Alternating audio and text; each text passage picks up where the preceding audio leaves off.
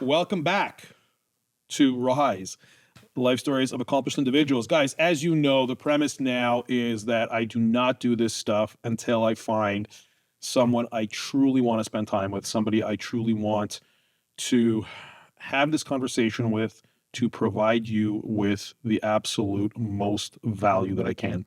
So today, I have my buddy Odie Kobo with me. Odie, how's it going, man? Thank you. You know, you and I met. I want to quickly tell the story of how you and I met, and then I'm going to get into kind of your tale of your tape because it's uncommon. Like I've had a lot of entrepreneurs here. I've had a lot of accomplished people. You are truly a unicorn by my definition. But I want to talk a little bit about how we met. So I was on my way to dinner with my wife, and my wife and your wife, Etty, they know each other from like way back when they were like not teenagers, but maybe like 20s, I'm guessing, maybe even High teenagers. school. High school they know each other from. So Valeria told me about Etty and how they know each other. And like I go to dinners from time to time with Valeria's friends, and I have to like not have to, but I sometimes have to sit with some stuffy husbands, you know. So, and the way that I kind of measure, like if I'll have an interesting conversation, which, you know, it's typically not the way like I measure a person. I ask what does he do? Like, what does he do for a living? And at that point, I'll know if I'll have something in common. Because as men, what do we default to? We talk about business, right? For the most part. So I asked Valeria, I go, well, what does Etty's husband do? And she goes, he's like he's like a real estate investor or something. I was like, oh, great. Like completely nothing to do with me. You know, you and I sat down, we introduced to each other, and in a few minutes, you basically alluded to the fact that you're a tech investor, something to that effect. And you said something like that, something to do with technology, and I move money. you move money. You move money, but you didn't say that to me right away. I think that you and I have had subsequent conversations, and I want everybody to know that Odie and I have become very good friends in a relatively short amount of time. Right. You didn't right away say to me that you move money because I think that to a layman, we don't understand that. The laymen don't understand what it means to move money. We're going to get into that today. But you told me you do investments and whatnot, and we started talking Technology, correct. technology, and then we had some subsequent conversations. We've spent some meaningful time together. We've had great talks. I want to read your official bio that I've researched, and then I want to get into your story. Okay, so hold on, let me bring it up now. Odie Kobo is an accomplished investment and asset manager with nearly 30 years of experience in finance, technology, and large-scale deal-making, with an aggregate value of transactions exceeding $15 billion. So guys, that's 15 with a B, okay? $15 billion. Raised in Hong Kong, and I believe born in Hong Kong, okay? And we'll get into that. So raised and born in Hong Kong and educated in London, he has cultivated strong relationships with sovereign funds, and you're going to have to tell us what sovereign funds means, financial institutions, and private investors across Asia, Europe, and the Gulf. Throughout his career, he structured complex capital solutions in collaboration with governments and financial institutions.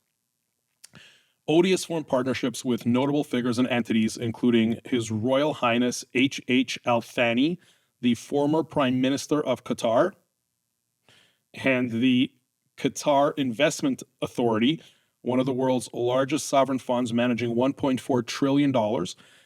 In the mid-2000s, he partnered with Russian oligarchs, including Roman Abramovich, and currently collaborates with China's Belt and Road Initiative, one of the largest sovereign investment entities globally, which has remained largely inaccessible to foreign stakeholders since its inception. So, you know, it's funny because you kind of laugh because does it ever strike you as kind of surreal when you hear this about yourself and kind of the numbers associated with you? Surreal? No. I think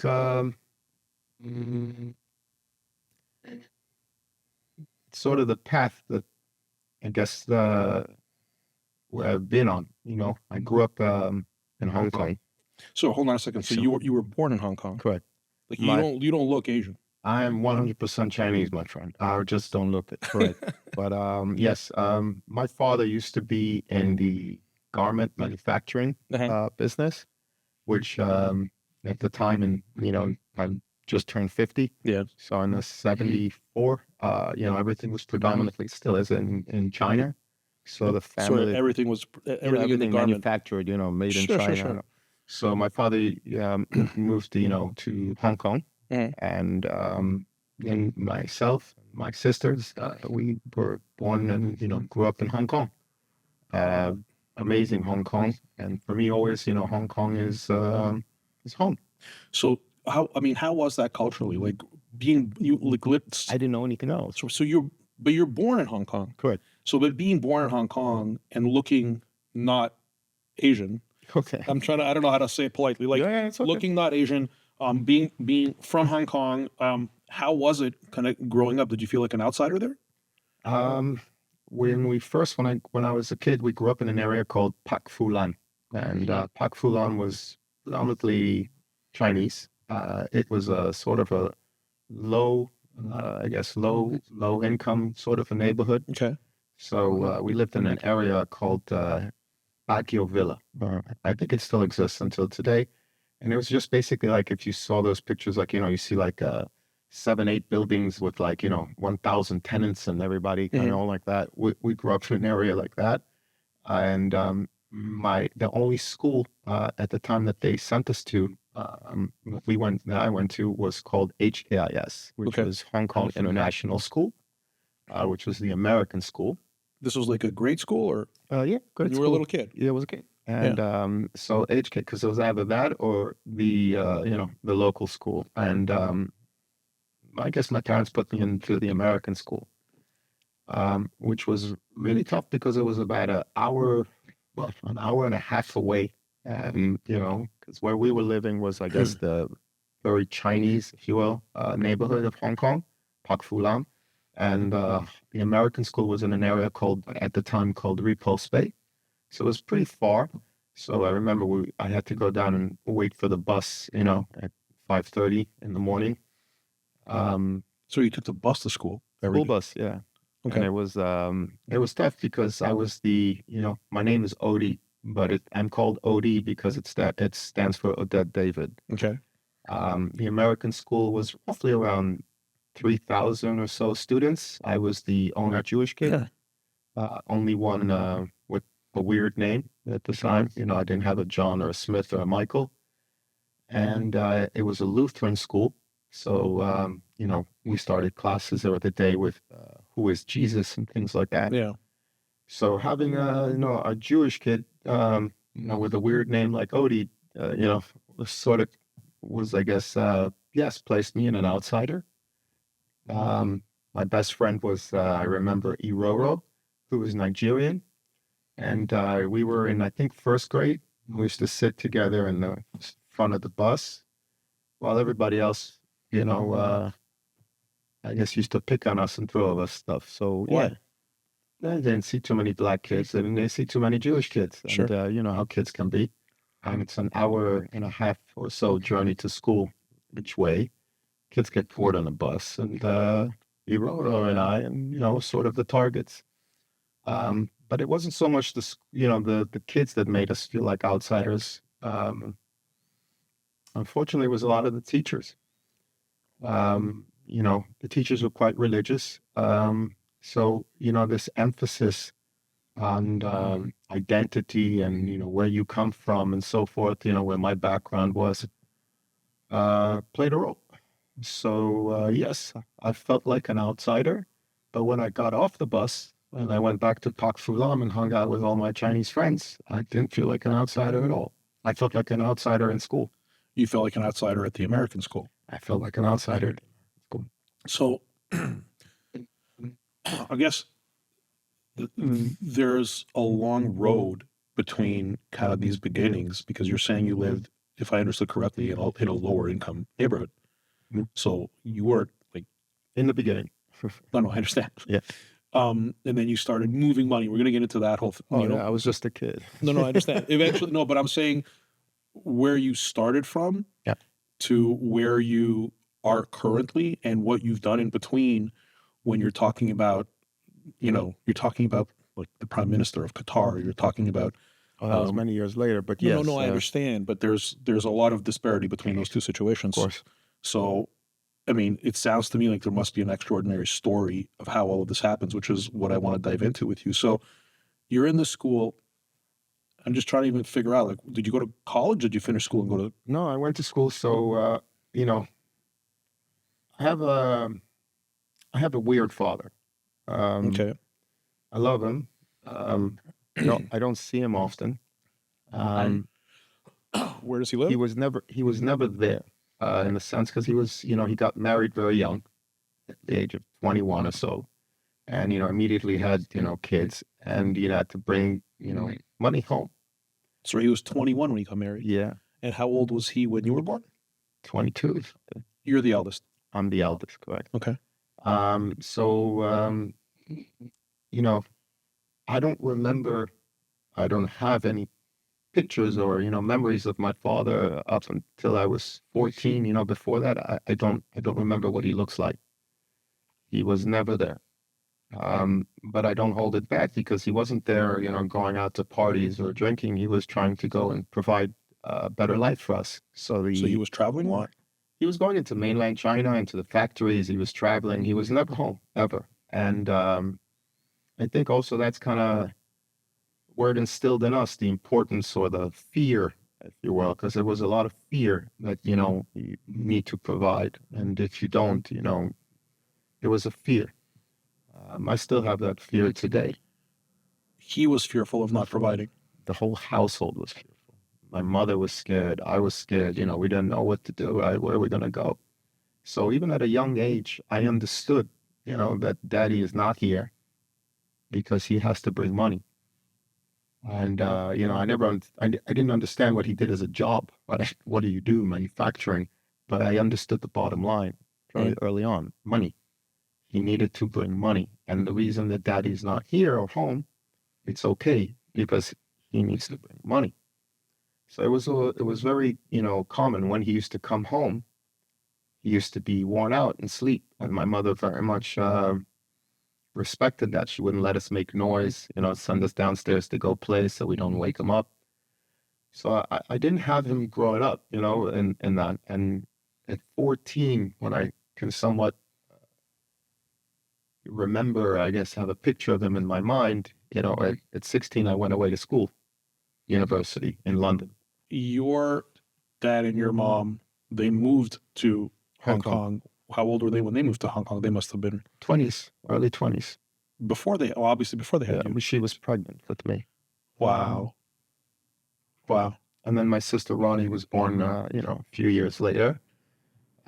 So don't get me wrong, Hong Kong was great. We loved Hong Kong. I love Hong Kong. I had the best childhood in Hong Kong. Really? There must have been such a compelling, I guess, business reason for your dad and your mom to move to Hong Kong. Hong Kong back then was also the golden years for manufacturers. This is some of the biggest names you see today, and even those were golden years for Hong Kong. The 70s, the 80s, Hong Kong was booming. Was there a community of kind of non-Asian people there that you were a part of? There was a Jewish community. Was there? Yeah, of course. There's a Jewish, used to be on, still is, but Robinson Road. You have a synagogue that was built in the late 1800s by the Kaduri family. It's crazy. Beautiful. Must have visited. But yeah, there weren't a lot of people. I think at the time there were maybe 30 families that sort of lived there. I know quite a few people. I know people in various businesses, all over the world, between myself and Valeria. You're the first person that I've ever met that was born in Hong Kong that is not like... I'm Chinese, man. No, I understand you're Chinese, but so I'm just saying it's an uncommon thing. Like, it's not common, yes. There was only, when I was there was only 30 Jewish families. Wow. Mainly everybody was, I think, in the manufacturing or diamond trade, Those were pretty much the thing. Everybody trying to make it. Mm-hmm. Some of those guys morphed into, morphed into real estate. A lot of them, started buying, I remember we grew up with a Canadian family. Alan Zeman, his family friend, came from Canada, had a company called Kobo. They sold it, and then he went into real estate. He's quite a well-known figure in Hong Kong. Went into real estate in an area called Lai Kwai Fong, which is sort of like the nightlife area. He pretty much owned it. He's become quite political. He's, very successful. And he's still there? Yeah, of course. Got multi-billion dollars in real estate Wow. and stuff, and he's invested in there. I mean, he's been there since before I was born.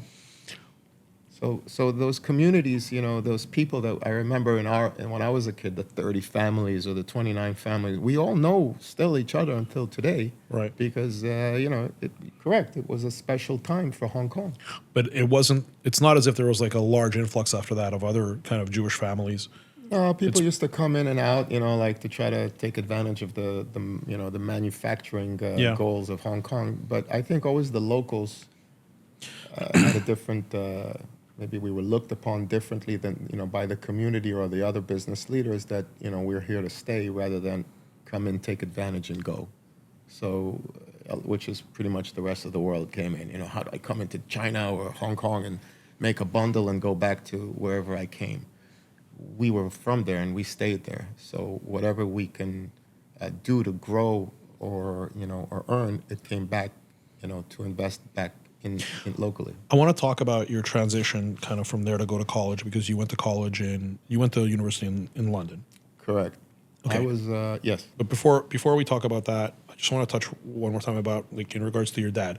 So your dad, he wasn't around and it was understandable to you why, like you mentioned that, because he had to go and make money. So until you were a teenager, I guess you didn't have that influence, like you didn't have that like male influence, that father figure, because he simply wasn't around. But the purpose of what he does, it sounds like it instilled in you that this is something that you need to do, like as a man or as a provider, it's on you to go and make money. So that was kind protect, of yes, to protect, sure. And that kind of led you to go to university. So you finished school. I guess you went to high school in Hong Kong. I went to high school in Hong Kong. I wasn't a great student. I didn't enjoy going to school. Not in Hong Kong. I had a best friend called Zach, and Zach came from a wealthy family, and I didn't know. I think it was a time everybody knew where they were going to college and everything like that, and I did poorly on my SATs and all that type of stuff. My brain, I don't know. I wasn't a good student. I mean, I wasn't failing, but I wasn't good. But you went to like a pretty renowned school. So he called me up one day, my best friend, and said, "Let's go to London." I said, "London, because going to the U.S. for school wasn't something, we were in Hong Kong. Hong Kong at the time was a British colony.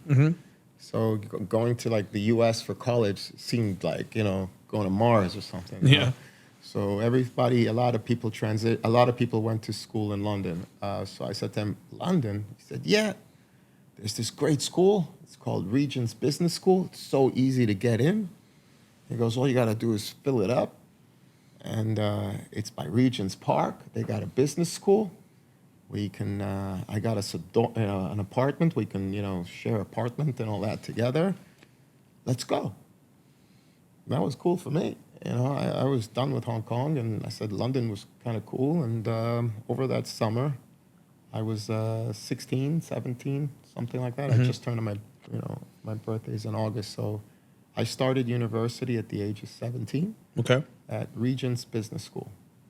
And we had a sort of our apartment, was like about a few blocks away. And I started business school at Regent's Business School.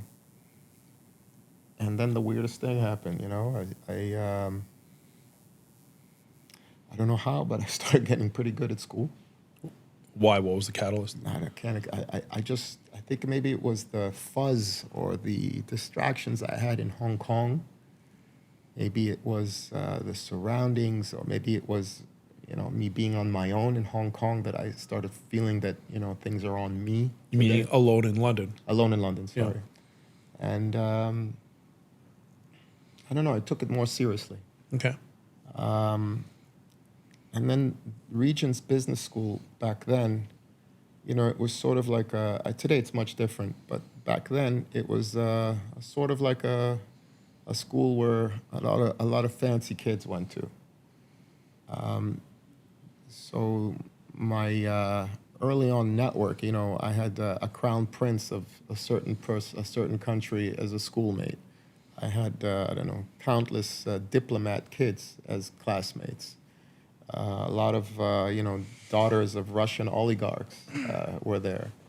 And all of a sudden, in London during those years, it was also an influx of, Russian capital, a lot of Russians, everything that happened with the former Soviet Union. So a lot of money and people migrated to This the was UK. early 2000s. It was Or late 99? Yeah, it was Late 90s? I mean, I finished school. No, it was before that, because they certain people started to migrate. So I went to college in 93, 94, 93, 94. First year, 2 years, 3 years, and then started migrating. People started coming in. So it was like a really cool place to find yourself. I loved London in the 90s. I started doing really good in school. And I slowly went in, and after I think it was 2 years and so, I went into LSE, LSC, what's that? London School of Economics, Okay. which was a much better school, I guess, if you recall. And I remember a professor there, an economics professor that I don't know, kind of got along with pretty well. He took a liking to me. I was good with people. Mm-hmm. I knew how to speak openly. I remember him, Professor Lysander. Wow, I haven't heard of him. Professor Lysander, yes. He was Greek. And he was also a professor at King's College. And I don't know, he put the core of education and, the foundation of it in my brain, because I had never had it before. And I did well in school. And I did well in London. I started understanding the importance of a network. So, okay, the importance of a network. So when I read your bio just now, we talked about you working with the Prime Minister of Qatar, and you and I in our conversations. I remember when you brought that up the first time, and you said, "Yeah, I did you say you moved money in that situation, or is that?" So before we go there, So I could jump in 10 no, years. I'm jumping. No, because it's interesting to me because you.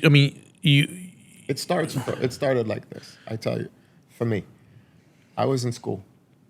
I'm just trying to understand this transition because the people that went to school or were living in London, I noticed that, in the U.S., for example, everybody kind of sticks with their own, I don't know. Over there, I didn't have that. My closest friends I had a Persian Muslim guy. That was one of my closest friends. I had a Russian kid that was I had an Indonesian that was from the royal family. I had another friend that was from the Gulf.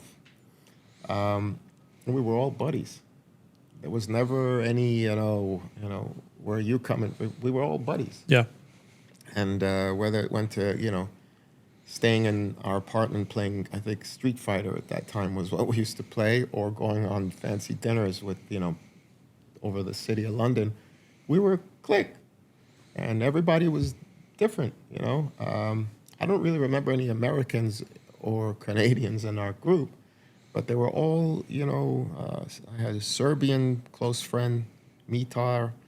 I had, as I mentioned, Bobby, who was one of my dear friends, the Muslim Iranian guy, who lives in Dubai today, and all my Russian friends. So we were, this international clique of, of good friends. We spent years, just together. And when I was younger, you know, like all of them, you know, like all young guys studying finance or business, you know, what are we going to do when school ends was kind of like always the thing. But these guys already had it already pre-scheduled, right? They all knew they were going to go to, I don't know, some of the big investment firms and work there and start it up like that. I didn't. And although I like education and, you know, but I wasn't, I don't know, I wasn't convinced that everything is going to be great and I'm going to graduate and, you know, and I'm going to go work at, I don't know, Goldman Sachs. Did you and- still have that kind of anxiety that you had like from earlier in life that your dad kind of gave you about? It's not an anxiety. It's I just know I know my luck. Does that make sense? Meaning you thought you would have bad luck? It's not about a bad or good. It's just I know my flow. I know my. You know, I'm not the kind of guy that's, you know, going to get hired by J.P. Morgan. Why not? Oh, I've tried. None of them. None of those guys ever gave. None of the. You know, I don't even think I'd get in through the mailroom. You know, through the. You know, and I've tried to. You know, when I was a kid, but I tell you what happened with me. Although I went to LSE, I didn't graduate. Okay. A lot of people don't know that. You never graduated? I never graduated. And a year before I was supposed to graduate, I met these two guys.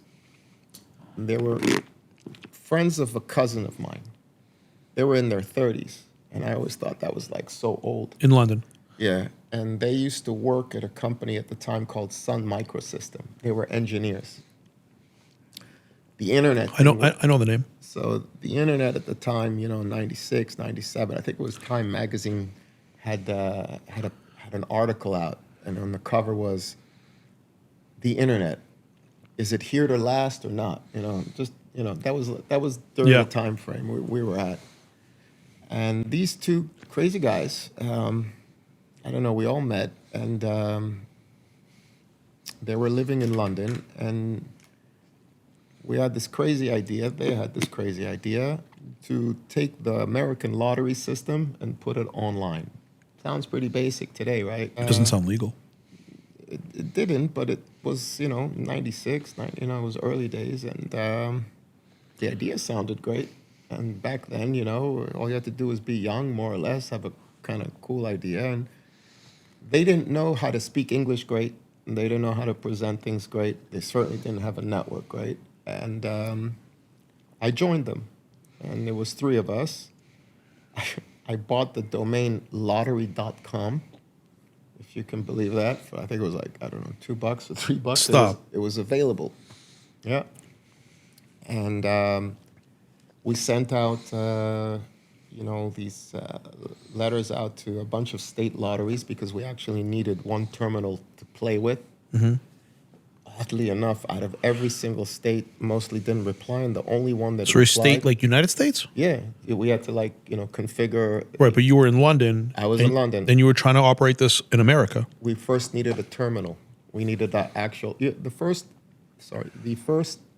online business was the lottery business, because what is the internet? Interconnected networks, right? And the lottery system operated very much like that, which a bunch of terminals, and so it very much operated like what we know as the internet today.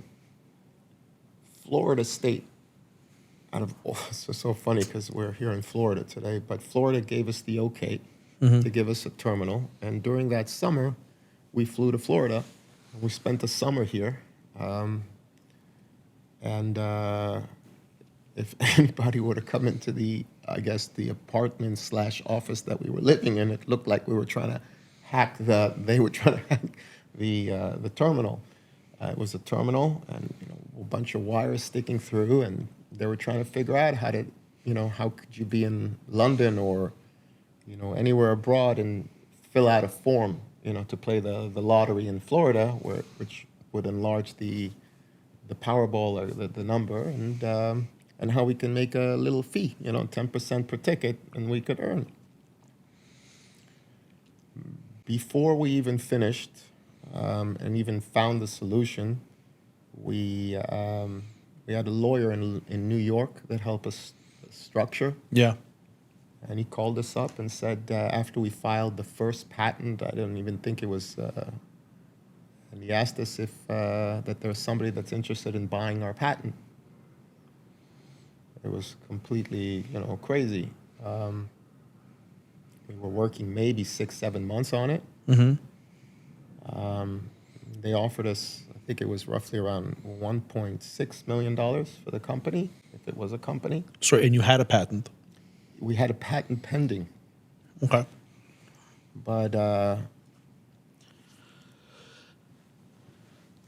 lawyer took 400 grand. You took 400,000 to do the deal? The lawyer took 400 grand, Yeah. and 1.2 million was split amongst 3 guys. Was that your first big hit? That was my hit, and I didn't need to go back to school for that. That's what I felt. So you had your 400K. And I thought I was, How old were you? I thought I was Bill Gates. How old were you? I was young. I was about 22. So you made 21. $400,000 at 22, and this is like 1990s money. So that's about the equivalent of about 1.2. I didn't have any, and I went back to London. I loved London.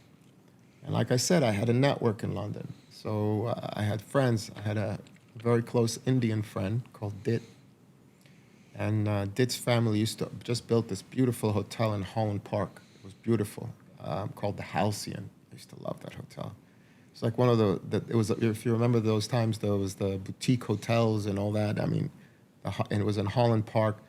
I think the house is today owned by one of the Rolling Stones, but the hotel. But back then it was called the Halcyon. It was in Holland Park. Yeah.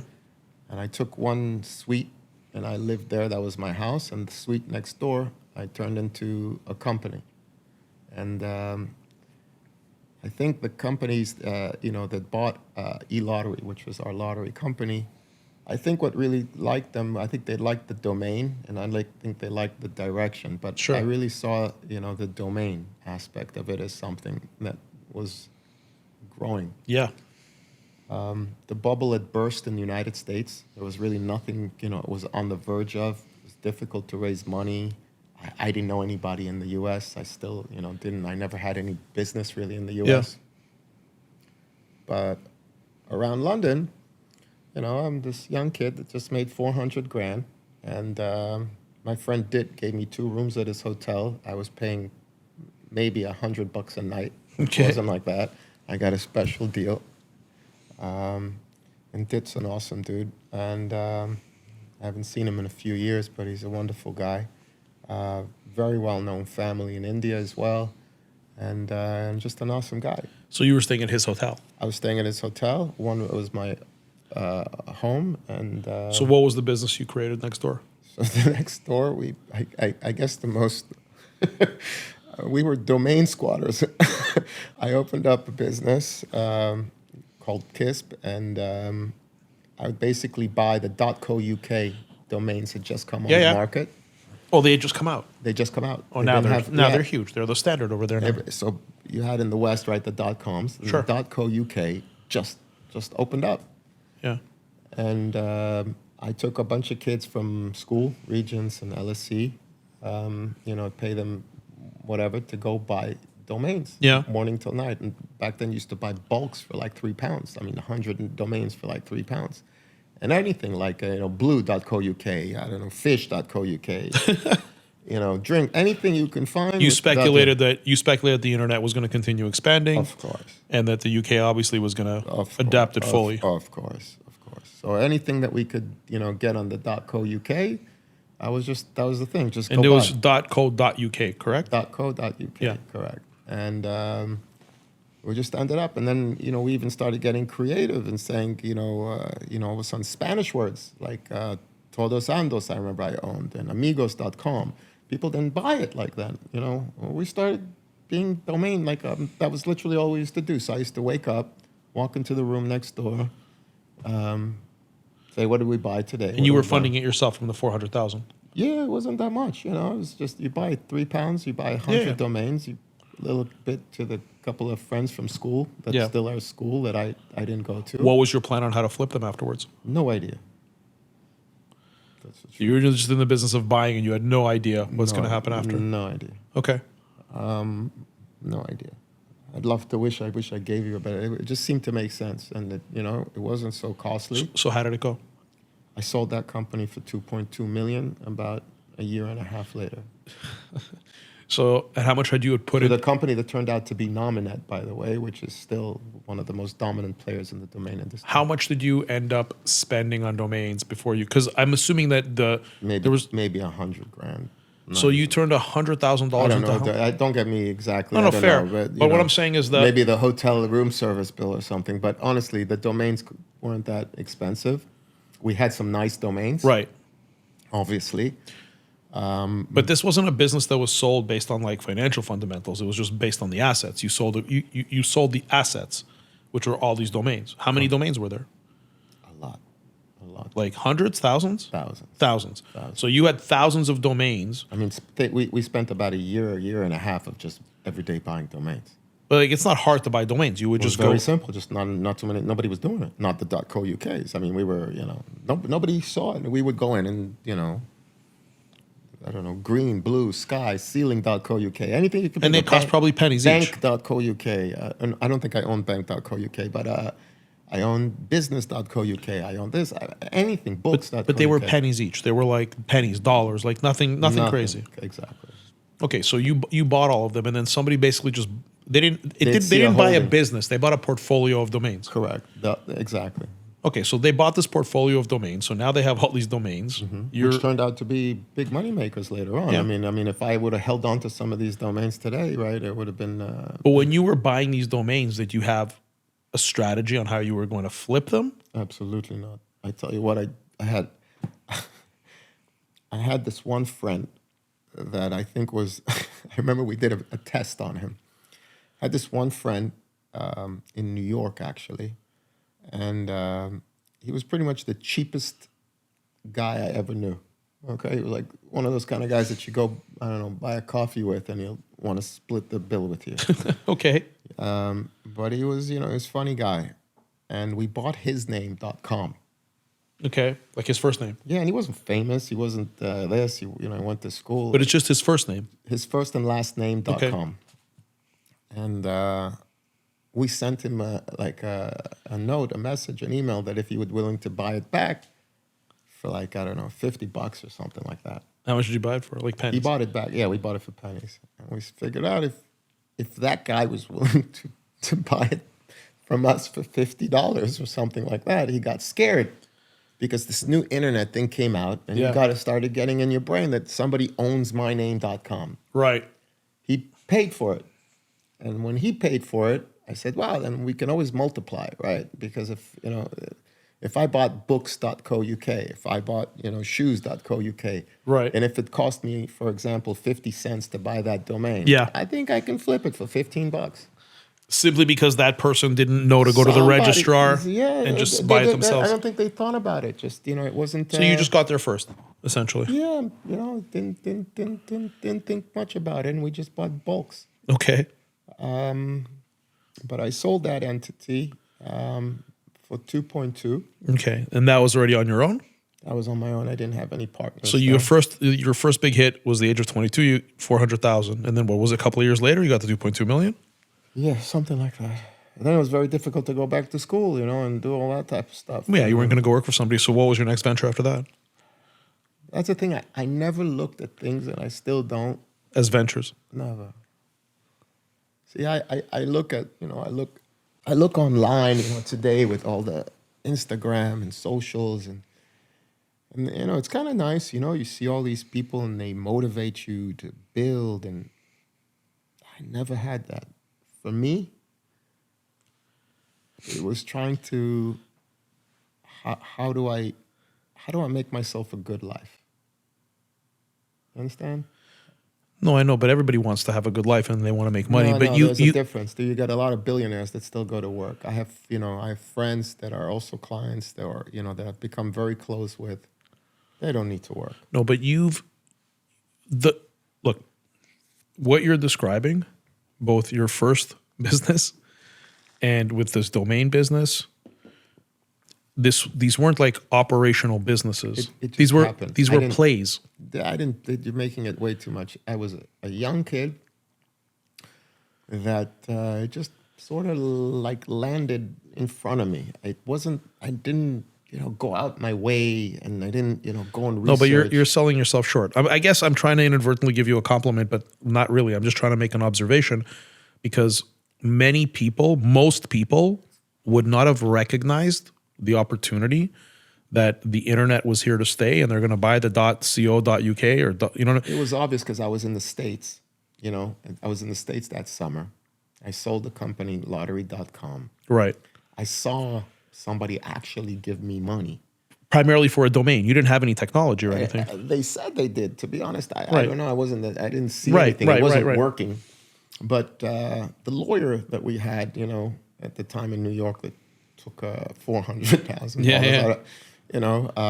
who was a father of a friend of mine, Right. he sold us very quickly, right? I mean, and nothing bad, obviously. I'm very thankful. But young guys, internet, lottery.com, I don't know. Some big company said, It's a good story. yeah, cool, buy it. It was, if you remember, a lot of dumb deals were made around Yeah. that was some did stupid deals, and It was a .com bubble. everybody talks, I think broadcast.com, Mark Cuban's, claim to fame. At the end of the day, I think is ranked as the worst purchase in the history of the internet, and that was down the same time. That was what he sold Yeah. with broadcast.com. Yeah, I mean, for crazy billions, Yeah, and yeah. then a year or two later, it went bust, right? I think if you search and see like the worst internet deals in the world, I think that's in the top 2 or 3. Right. So I'm also in that list, but just mine was very small. So they bought it, and that gave me the ability to not go back to school, and that gave me the ability to like chill in London. Yeah. I liked London. Yeah. My network, as I told you, was growing. Yeah. I was a young guy. I used to like wearing nice suits. I played the London game well. I had friends from the entertainment world in London. London was flourishing. So, you had the Oasis guys, the music guys, and we'd all see them for dinner. And I had the Crown Prince guys and the guys from London. And I had a driver with a Rolls Royce. And, I was young. But you were young. You were in your 20s. doing I all was this. I was like 22 years old. This is coming off of this $2.2 million. 2.2 you said. Even before, even when I had 4, I was living at the Halcyon. I was going to dinner. I had pretty girlfriends. I was around London. I wasn't, I guess, square, if you will. Got it. Okay. I enjoyed London. I knew London really well, and London knew me. And I made lifelong. I mean, my friends from those years, I'm still friends with them until today. What was your next? And I'm not a guy that has, I have a few, good friends, and, Right. And I like to think to keep the circle small, kind of thing. But those people are very. I've known them for so many years. What was your next move after that? So you're in London. You're living this So life. I'm in London. I took 2.2 million, and those years were funny years, right? Those were the BVI companies, Swiss bank account companies. BVI is British Virgin Islands. Yes, sorry. Yeah. BVI structures, Swiss bank accounts. Yeah. Those years were fun. It's not like today. So when you made 2.2 million, and you're out there, and I wasn't an American citizen even back then. Everything was just easy, right? Moving funds and capital. It's not, I didn't know about those things. And all of a sudden around London, the name came out, like this, like, what does this guy do? Right. Because everybody else was, the other guy's dad is the But crown prince. But you weren't doing you weren't really doing anything. You had made your 2 deals and you were living off of that cash. That's it. And living in London. But you were living. It's interesting because you were living well, and it's an anomaly, right? You have somebody in their mid-20s living the way you just Not said. even mid. I was before. You were in your early 20s. You have a Rolls Royce with a driver. You're living in a super fancy The Rolls hotel. wasn't mine. It was a driver, but yes, I had it. Yes. You had the perception. I had the perception. And even like that was back then. I mean, even today, if you see a young kid, you see a kid in his early 20s, you think he's you think it's crypto, whatever, but it's uncommon. So I can only imagine when you say you knew London and London knew you, it sounds to me like London knew you because of this, because of what, A lot of the kids, a lot of the friends in my network, came from extremely high net worth backgrounds. Right. And I'm not talking about families that are worth 20 or 40 or 50 or 100 million. right. They came from, where their family were either running, government capital or oil or, they came from families in the billions. A lot of times you get kids that, let's say, get handed things like that. They have sort of complexes, as what do I do? Yeah. They have to prove themselves. So me, when they saw me make, this little chump change, they liked me. We were friends before, but they kind of, I think, respected my hustle, if you will. Yeah. And it was chump change. Sometimes it's what they spent on, on their summer vacation. Yeah. But when I was like, No, but that, still. was that. So a name around London was like, what does that guy do? What does this guy Odie do? And they didn't know how to explain it other than something with internet, right? So all of a sudden around London, they said, well, what does Odie do? Right. And they say, does stuff with internet. So sorry, I just That want was kind of like the name around. right, and I want to mention a couple of things. So, not only all of the things that I mentioned, that you're a young guy, your outwardly your outwardly appearance is intriguing. Now there's an association made between you and the internet, which is at the time this new thing that is coming and highly anticipated. And the bubble, on the way down in the United States, but Right. rising outside of the United Right. States. And I was spending a lot of money a month. Sure, on lifestyle. Yeah, I had suits were expensive, girlfriends were. Sure. I used to go to I used to fly. I remember I used to fly Concorde on British Airways. Go to New York, have dinner, and fly back the next day. Yeah. I was a kid. I used to have a girlfriend in London. I have a girlfriend in LA, Yeah. and I was in this circle. So the name kind of around London, spread around that, he understands. Yeah. So a lot of the friends of mine's parents Okay. started Okay. coming to me Okay. and said to me, they would my friends would show me off to their parents or theirs, like, he did this or he did, this. So, They didn't understand what a domain was. They had no idea. They said, my son, this kid sold something for 2.2 million pounds. Sure, but you were an anomaly to them. It was a weird, not too many of us were doing it. I don't know anybody else in London Sure. that was doing that. No. Sure. At the time. So all of a sudden, I'm in my 20s, 25 or something, 24, 25, 26, I don't know, mid-20s now. Yeah. And people are like begging me to take their money and to go invest it into this world. I didn't try, I swear. It wasn't like I had like I'm not making it like it was easy, but I was just living my, my roots. And people started saying, hey, Odie, please take £500,000 or take £1 million and invest it for me in this thing. I don't know anything about internet. Invested in general. They weren't. In internet. So they weren't asking you to broker specific deals. They were just saying, I'm a kid. take a bunch of money. A little bit of money for them was a little bit of money. Sure. But $1 million from here, $500,000 from here, $1 million from here, $500,000 from here, $1 million from here, $1 million from here. All of a sudden, it accumulated to about 6 million, 7 million pounds. It's like a fund. I didn't even know a fund. It wasn't even structured as a fund. Okay, I didn't structure it as a fund.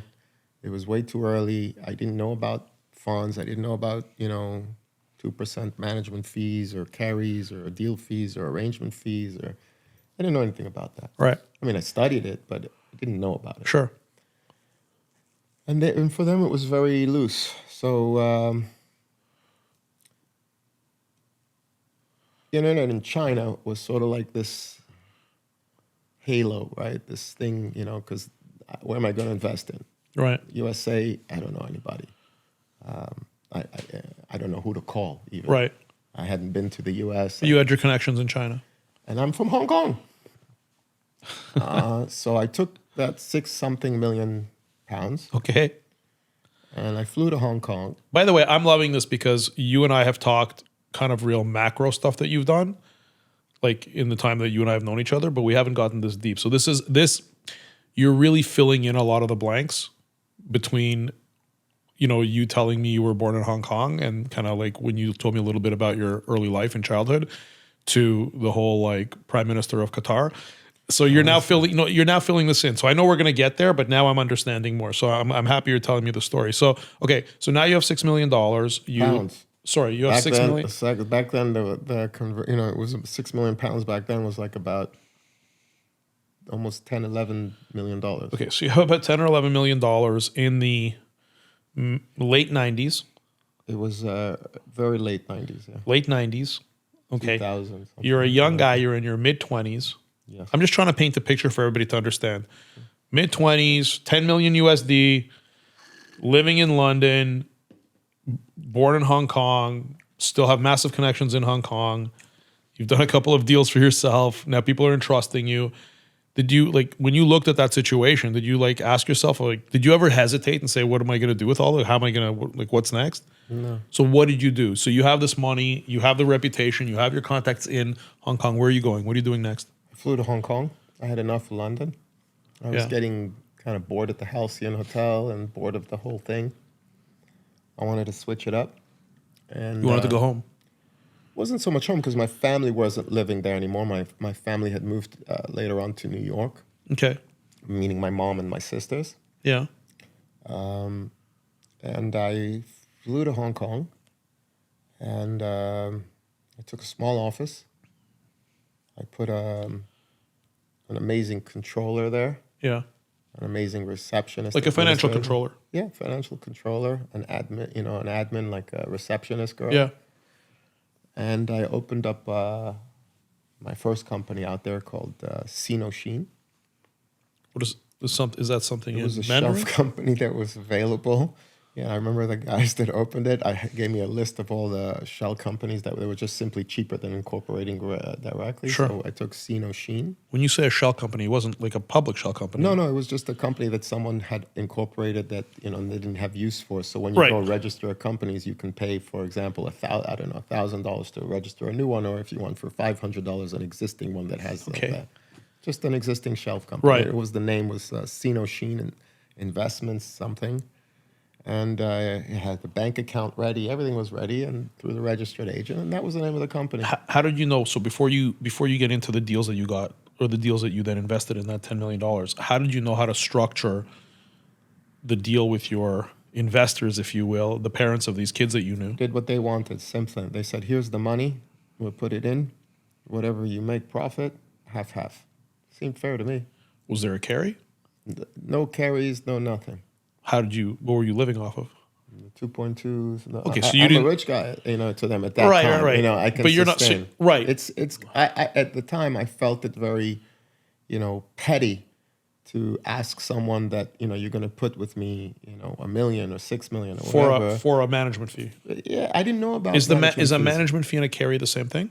No, a management fee is a management to manage the fund. Yeah. And the carry is more or less a performance fee. So usually, standard is 20% of the profits or 30% Right. of the profits. But I didn't have that structure. It was more like these people didn't see that as a It substantial was just, investment. did you say 50-50? You're doing 50-50 with them? They said it, and I said, cool. All right. So basically, any money that you make above investment is profit, and 50-50. And then at that and point, I operate it, and I run it, and at my cost or whatever. And at that point, like they weren't expecting that the principal would come back to them, or they would decide afterwards to let it I ride. think, to be honest, some of them were so, I don't know, some of them, I didn't go out and raise. You know what I'm saying? They came to you. It sort of evolved naturally. I knew them. They knew me. Yeah. There was trust. There was trust, Yeah. you know, and they saw me as a young guy. It really wasn't a lot of money for some of these people. I think they saw it as like more of a fun thing, you know, like, you know, some of them, you know, Or they liked you? I like them. No, I know you're being humble, but one of the reasons that they gave you the money, in addition to the fact that you had sold your company for $2.2 million, you were friends with their kids when you came over. They were impressed with you, not for your business acumen, although that was maybe a They foundational thought I was element. funny. They They thought, thought they, hey, they that's thought what I I'm- was funny. You know, that I'm this young guy. I used to walk around with, you know, these, at the time, beautiful suits from Savile Row, and you know, I held myself well, and I don't know. I think I liked them very much. I was, you know, I was very much. It wasn't about money. It was just good vibes, Right. You know. And they always say, "So what are you gonna do now? What are you gonna do now? What do you do now?" I said, "I have no idea. What are you gonna do now? What are you doing now?" I said, "I don't know. Maybe Hong Kong, internet, China is interesting." Da, da, da. And then it was like that. So I went to Hong Kong with about, you know, more or less 6, 7, you know, roughly around $10 million. And I said, and I opened up this office. Yeah.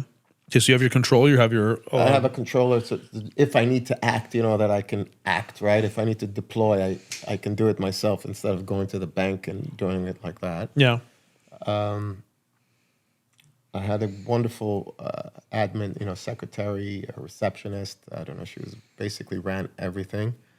And I'd spend my mornings. There used to be the Landmark Hotel. I was like the one. And then in Kowloon was the Regent Hotel. And back then, you know, anybody that came into Hong Kong, all the business people, all those guys, they all used to be either at the Landmark or the Regent. Yeah. I used to sit at the Regent every morning. I used to wake up, you know, pretend I'm reading the Financial Times or something, you know. This is how you're trying to get deal flow. I was just this. No, it was just the way I lived my life. I didn't look at it for deal flow. I didn't look at it like that. I just the way I lived. People didn't really go to the gym in the morning that then, you know, and I didn't. But I'd go have breakfast. I'd open up that paper. I'd have this routine, and you know, I'd see people, and people would see me. And I'd sit at the Landmark a lot, and I ran into an old friend who I went to school with in Hong Kong at HKIS. He went to a school in the United States, one of the good ones, one of the Ivy Leagues. And because his background had been from Hong Kong, he worked for one of the big banks, Credit Suisse, in Hong Kong. Yeah. And they had just opened a digital division, okay, tech that was like brand new, right? Today it's common, you know, for each one to have a. Sure. But back then, they put like the young kids in that department. So I had this friend that I knew from high school, Yeah. and he was working at Credit Suisse. Yeah. So I go sit with him, and I say to him, well, what are you guys doing? And he says, well, we're going to be going heavily and investing into these Chinese internet companies. I said, Chinese internet companies? He said, like who? So there was like Sina, Sohu. There was a bunch at the time, but you know, this is before Alibaba and before 160 or before Tencent. But there were still a bunch of them around. And I said, wow. And there was also China.com, and there was a bunch of these kind of things around. I said, wow, that sounds kind of cool, right? Because this money that I had was sort of sitting on my, you know, on my shoulder. Because you had to deploy it. Because I have to deploy it, and I wanted to deploy it. It wasn't about making, you know, flipping it. I wasn't thinking like that. I really wasn't. I was. What was your like investment thesis back then? Like, what were you looking for? What deals were you looking for to put that 10 million into? I had no idea. Wow. No idea. So you're talking to these guys who are opening up this internet division. So did you like? So I spoke to my friend. Yeah. And I said to him, please, please, please, beg them, take my 10 million into Credit Suisse. Into this fund? Into their fund, yeah. And So it would have been just simply an arbitrage between your London connections into, like, you weren't actually going to do any. now 10 million for Credit Suisse, even back then, meant zero. Right. Okay. I begged him, but I've known him since high school. And I said, you got to help me. You got to put me in. And I said to him, I got to deploy it. And then I told him, the money came from so-and-so and so-and-so, and these are so-and-so. And Yeah. if it does really well, I'll bring them on as clients, and it'll be Yeah, yeah. bigger and bigger and bigger and bigger. Yeah. But at the end of the day, he was really cool enough to let me put 10 million with him. So I put 10 million with him, which was basically with Credit Suisse. So then you didn't operate Didn't this. operate nothing. I'm So- telling you how it started. No. I was lazy, and I'm still, this whole thing. I know nowadays, everyone's like, get up in the morning, have the routine, do the cold plunge bath and all that. I don't know. For me, it wasn't like that. I didn't have this this drive like that. That 10 million on my head bothered me. And living on my 2 point whatever money that I had made, I was cool with. I wasn't. I never bought myself, a yellow Ferrari. I'm not that kind of guy. Yeah. So a nice suit and all that, but I wasn't flashy, Yeah. and I didn't have much expenses. I had a nice apartment and all that, but I was living good. Yeah.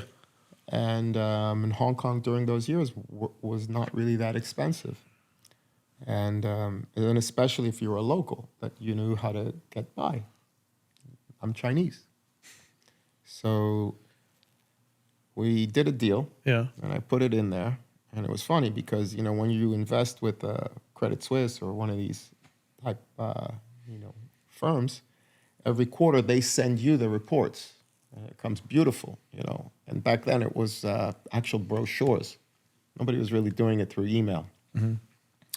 And my assistant, who ran the firm, I'll never forget. It was so funny. She basically used to take the Credit Suisse brochure, and down the street there was like an equivalent to, I guess, Quick Kinko's. I Yeah. think they have it here, and we changed the logo to Sinoshin, and changed the colors around from the Credit Suisse colors around to the red and white that we used for Sinoshin, and I'd duplicate the same sort of report that Credit Suisse gave to me. You're doing nothing wrong. I didn't think it was wrong. It's not. Why would it be wrong? It was pretty lazy, but these guys, I guess if they went with heavier capital directly to Credit Suisse, maybe they could have gotten it through. But they wouldn't have done that. They wouldn't have done that, no. Right. And every time I'd get the quarterly reports, I'd send it to my, few little investors, and they said, "Wow, look at Odie, wow, everything looks so nice, Okay. And it was like that for a little bit, like a year and a half or so. And I'm living in Hong Kong. But were there returns on this 10 million? Ridiculous returns. Stop. Ridiculous. We turned that 10 million to 36 million in a year and a half. In how long? A year and a half. So then you, okay, hold on. It wasn't me. No, but it was you. It wasn't was me. you. No, Odie, it was you though. No, hold wasn't on. me. No, but stop. It was you, because had you not have gotten your newspaper and gone to that hotel every morning and met up with your buddy who you reunited with, that you went to high school with, and had the wherewithal to take that $10 million and put it into Credit Suisse through him, right? I mean, yes, it could have gone the other way where it could have lost money, but it happened to have made money. So Made a lot of money. You took 10 and you made it into 36. Yes. So now you have a $26 million profit after 18 months. Are you then, at what point did you cash it out at that point? And I hated that whole, for me, it was stressful. I don't like managing money. It's weird to say. you just like moving it. I like moving it. And I'll explain the difference. When you manage money, you owe money. That's the way I see it. If somebody gave me money, yeah, they can, legally or whatever, in the documentation, it's an investment and so forth. But at the end of the day, you owe it, right? If I gave you, You don't legitimately owe it, meaning it's an investment. yes, but for me, it sits on me, right? If somebody invests with me, I owe it to I owe them something. I owe them a return, okay? But I owe. Okay. It's a lot of stress, especially if you like the people, right? Yeah. When we did about roughly 26 million in profit, After 18 months. I was a superstar around London. I'd go to London. I was a superstar. And so you paid out. So I paid I mean, everybody out. I told everybody I'm done. and it was 50-50? 50-50. So you made $13 million. All About 12, yeah. I gave somebody, yes. I took about 12 million. right.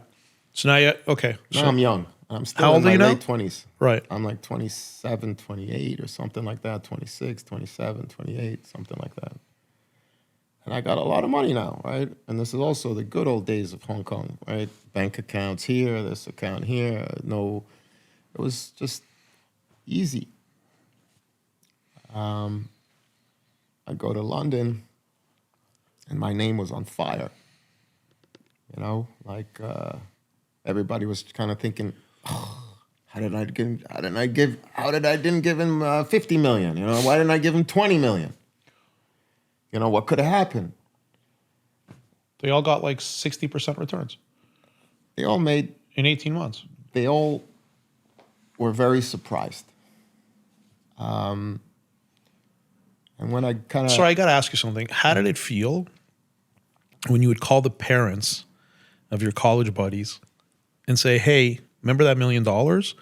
It's now worth like 2.2." So never was like that. I don't gloat. I never not called them gloat, on- but I never so called. who personally called them and told them, "Here's your return"? I would ask. I believe in very much transparency, but I believe in private conversations. It's always stronger.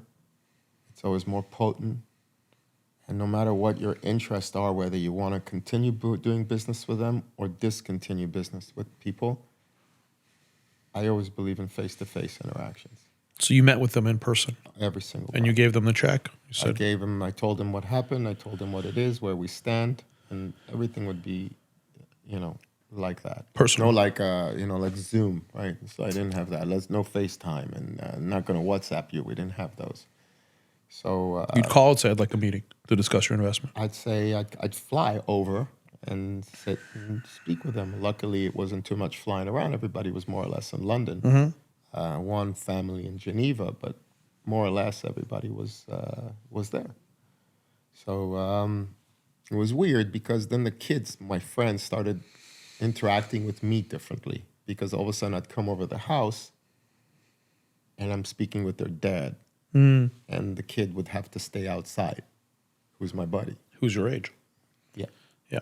But he'd still, So all of a sudden, they started looking at me a little differently, right? Because now I have a business meeting with the father. It was kind of weird. And these are wealthy people. Very powerful people. Wealth is one thing, power is another. These are powerful people. So how many people comprise this 10 million USD investment? Very few, 6, 7.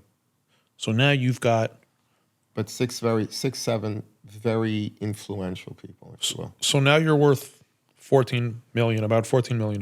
You're in your late 20s. You've got 6 or 7 highly influential people who, to them, you're a rock star. Yeah, everybody thought I was a rock star. Where did you go from here? That was a good question.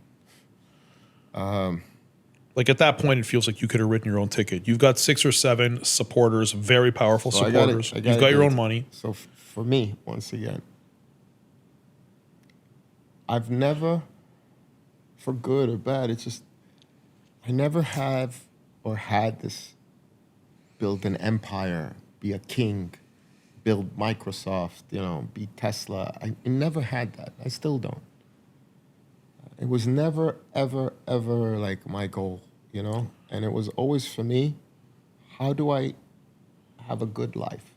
I used to look at, at some of these big people, and I never saw them necessarily happy. Right. And I saw my father my whole life, go up and down. He didn't look to me happy when he was up. He sure as hell wasn't happy when he was down. And I always had this fear, internally, I think I'm a chicken with my money, right? I'm a chicken. I'm not the kind of guy to I don't gamble, I don't drink, I don't do drugs. I have a new vice. It's these vape kind of things. It's once in a while. That's a new thing. But more or less, I live a very kind of low key, right? Try to live stress free. You're under the radar. I mean, even when I look you up, I can find these transactions, the stuff that we're gonna get into in a bit. I can find it, but like you haven't done interviews, you haven't.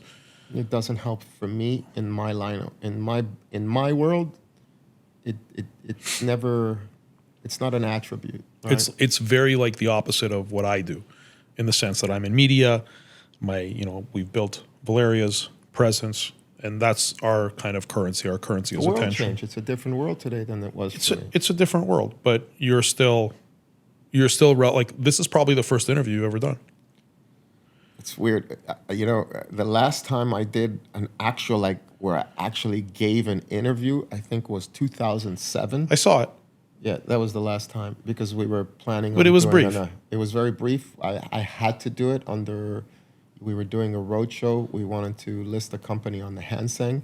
Hang Seng is the market in Hong Kong, like New York Public. Stock Exchange, Nasdaq. Right. Yeah.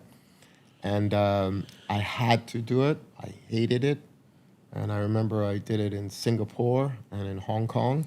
That was the last time I ever gave. 2007 was I ever kind of, sat with somebody. I got mocked and I got laughed about. I saw that. first. I didn't think it was fun. Like you seemed very clinical, very matter of fact. Yes, I was young though. I was 29, I think, or something Right. like that. But let's back up. Let's back up for a second. So again, I want to summarize to now, because it's fascinating. You've got your first win with lottery.com. You've got your domain business, which you flipped and you made your 2.2. Now you made another $12 million As an investment firm. as an investment It was firm. like crazy. No, I for know, me, but it's which wasn't me investing. no, but I know, but Odie, you set it all up. Like you had the wherewithal to. It just seems natural to you because this is your gift, right? Like I'm sitting with you and talking with you. Like I can see this is your gift. It's these relationships. It's the way you present yourself. And the thing is that when you talk about like, okay, so if we kind of analyze what you had to do, like what happened up until you got that 10 million USD, like for that transaction to happen, it wasn't like you said to yourself, okay, I'm going to take this 2.2 that I just made and I'm going to buy myself a bunch of suits and I'm going to hang out in London. I'm going to create this little personal brand among this group of, hold on, among this, it sounds funny to you, but like you didn't do that and say, okay, I have these connections from college and I know their parents are like wealthy and influential. So I'm going to like play this and I'm going to buy suits to look like this. And then therefore their parents, all of this is happening. It's like rolling fate. It's just like one after the other, these things are happening naturally off of the person that you are and the personality that you are. And I'm now piecing it together because I've now known you for probably about a month now, maybe 6 weeks. And now I'm understanding because every time I have a conversation with you, I get it. It's unintentional. It's just this natural gift that you have. But okay, I want to go back to the story. So you now have this third transaction. Okay. So I go tell everybody that that I appreciate it, but it's not for me. They wanted to give you more money. Everybody wanted to give me more. Not only the 6 or 7 people that gave you the money initially, more. They brought all of their friends. Everybody. I could have raised them. And all you did was just gave it to Credit Suisse. Yeah. And they knew what you did. They didn't know it was Credit Suisse. They didn't know that it was Credit Suisse. Okay. You just came back with like way more money than you left I with. came back with a return, and everybody wanted to give me money. I was a hot shot around London. London was the golden years. I'm going to dinner with Guy Ritchie, who was with Madonna. You were to dinner with Guy Ritchie. I'm going to dinner with Guy Ritchie. I'm going to dinner with there was a good friend of mine called Nelly Hooper, who I love to death. He used to be the #1 music producer. I like music, by the way. He produced all the soul to soul type of stuff. I go to dinner with those guys, and then I mix it up with the banker guys, and then the Lehman Brothers guys always used to be around because all the kids, And all the guys that I went to school with, where did they end up?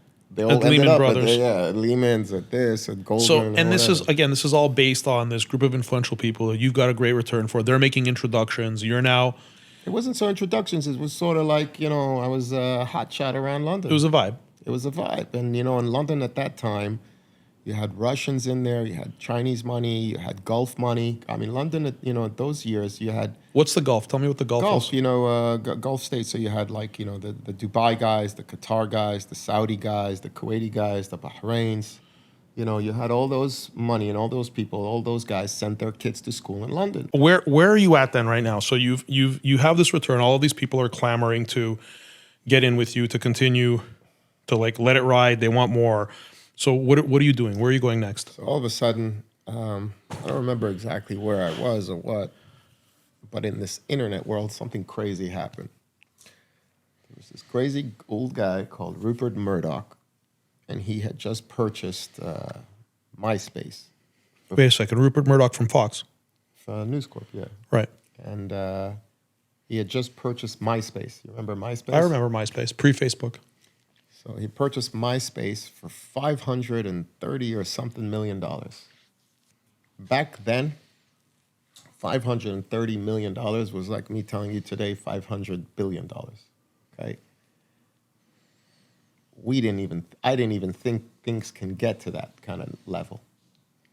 $500 million. Right. It seemed astronomical. Okay, so $500 million, okay. It just kind of like, boom, blew up sort of I think everybody, that was roughly around that age kind of group, Yeah. decided to let's rush back into internet. Right. But once again, I have no access. I hadn't been to the U.S. in I don't know how long. I have no contact in the U.S. I have no business in the U.S. But I saw the companies that we were investing via credit in China. You were given that transparency by Credit Suisse. I saw the valuations that they were going. They were investing in U.S. companies. They were investing in Chinese companies in China. Sina, Oh, I Sohu, see. in the internet. So you I had saw visibility. that the valuations that some of these Chinese internet companies were getting, and they were dumping them back on the NASDAQ. So you had all the American bankers come into China, take some company like a Sina or Sohu, give it this valuation of $1 billion or $2 billion, dump it on the NASDAQ, where they had to compete against. When you say dump it on the NASDAQ, you're talking about an IPO or? Yeah, they used to take them and Okay. IPO them on the NASDAQ, right? So all these Chinese internet companies, the American bankers came in, right? And they would take them and IPO them on the NASDAQ, where they had to fend off against Microsoft and I don't know, it's crazy, but they didn't really care. They took their 2-3% underwriting fees at a $2 billion or $3 billion or $4 billion valuation. Moving money. Moving money, and then I'm saying, wow, so MySpace got bought for 500 or somewhat million. Yeah. This internet company in China got listed on the NASDAQ for $2 billion. What's going on? And they didn't have the amount of users. Back then, the whole internet, thing in China, they didn't have there aren't a billion people online. I mean, yes, we all know the population of China, but there was only maybe like 40 or 50 million people online in China. That's it. But the valuations were crazy. So I said, wait, how is it that the Credit Suisse or the Chase or whatever, the Goldmans, they're coming into China, they're picking out these internet companies, dumping them on the NASDAQ. Yeah. Letting them fend off for themselves, very difficult, right? Because in the U.S., when you want to put an allocation for a tech investment, you'll go to the American tech companies. You don't know what Sino, Sohu, Right. or some of these are. So they had it tough. And the bankers made a bunch of money. And the companies made a bunch of money from the IPO. And all of a sudden, I got sort of like into the world that, okay, now I understand how you get into the $500 billion numbers.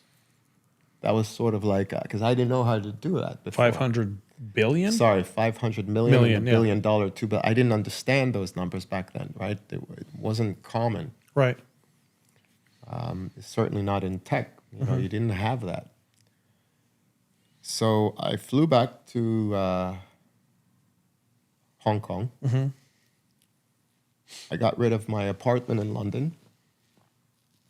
I got rid of my car in London.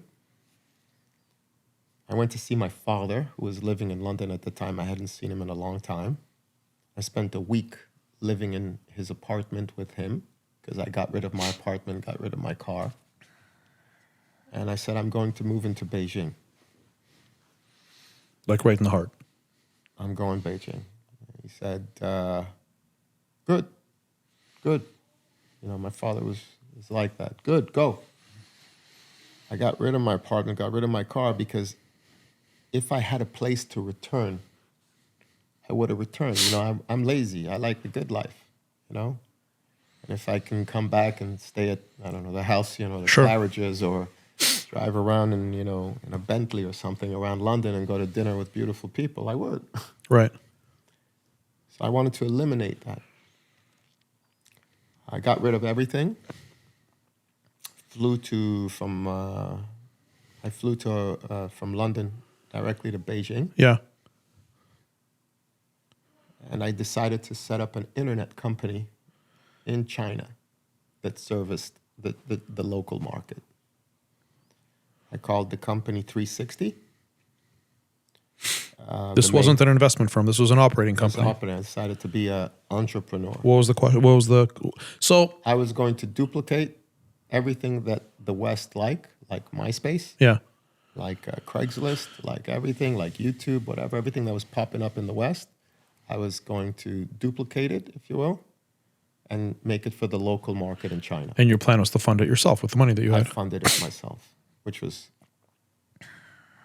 crazy because I spent years later on, you know, trying just to get my money back. If I would have stopped, could have had a nice life, you know. Sure. I had like 12 something. I could have had a nice life. Sure. I never had this, let's go make $1 billion thing. I've never had that. But I moved into Beijing. I didn't know anybody in Beijing. I knew everybody in Hong Kong, but I didn't know anybody in Beijing. This is like 2001 or something. Okay, I opened up an office. I didn't know anybody in Beijing. I spent 14 months there by myself. That means, you know, I think, you know, there was no WhatsApp or FaceTime with people, you know. I ate breakfast, lunch, and dinner by myself for 14 months. I'm still trying to understand why you did this. Like, and my question to you, my question to you is, you had such a good setup in London. You had these people who were falling over themselves trying to invest with you on this thing that you did with Credit Suisse. Why wouldn't you have stayed in London and said, you know what, I'm going to move this money. I'm going to get in. A couple of things. One, I don't like managing money for people. I don't like But you didn't manage any money. You moved it. I didn't move it. They invested in my firm. And My you firm invested had to in go- Credit Suisse. Yeah, but I owe them, right? I'm managing the capital for them. Right. I don't like managing money. I think, look, even today, yes, I'm labeled as an asset manager. I'm not an asset manager. I'm a deal maker on the outside, right? Internally, I think maybe not. Internally, I'm the deal maker. Externally, to the outside, I move money. Any intern at Carlisle can out asset manage me any day of the week, you know? I knew that wasn't me. I didn't enjoy it. I didn't think I was that great. And my friend from Credit Suisse left the First Bank of Boston. So I didn't know if I could also continue doing it because he left. He got a raise. And he moved back to the States. Okay. Had a big raise and went to go move to First Bank of Boston. That was my hookup. Why not? But you could have just ran it through him wherever he was.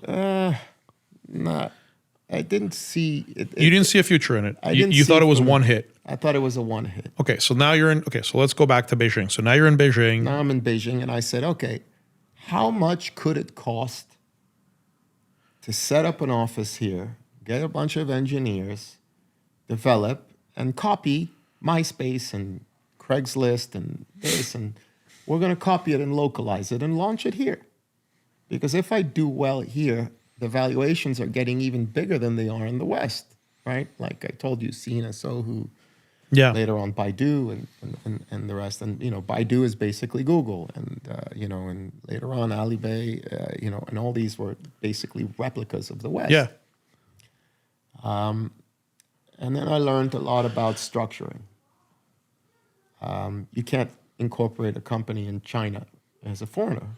You have to have a WFI, a wholly owned foreign entity that's in Hong Kong. But you're born in Hong Kong. Still, I cannot unless you're a local resident in mainland China. You cannot incorporate. So there's a wall between Hong Kong and China. China is structured to foreigners as a joint venture sort of structure, right? So you're partners with the government if you're setting up there. I wouldn't say necessarily as your partners with the government. It's just the infrastructure that China works as is, if you want to go manufacture sneakers, you come to the company, they're perfectly situated, you pay, for whatever your designs, and then they'll ship it to you, you make your money, and you go sell it in your country. Mm-hmm. You're not a partner locally.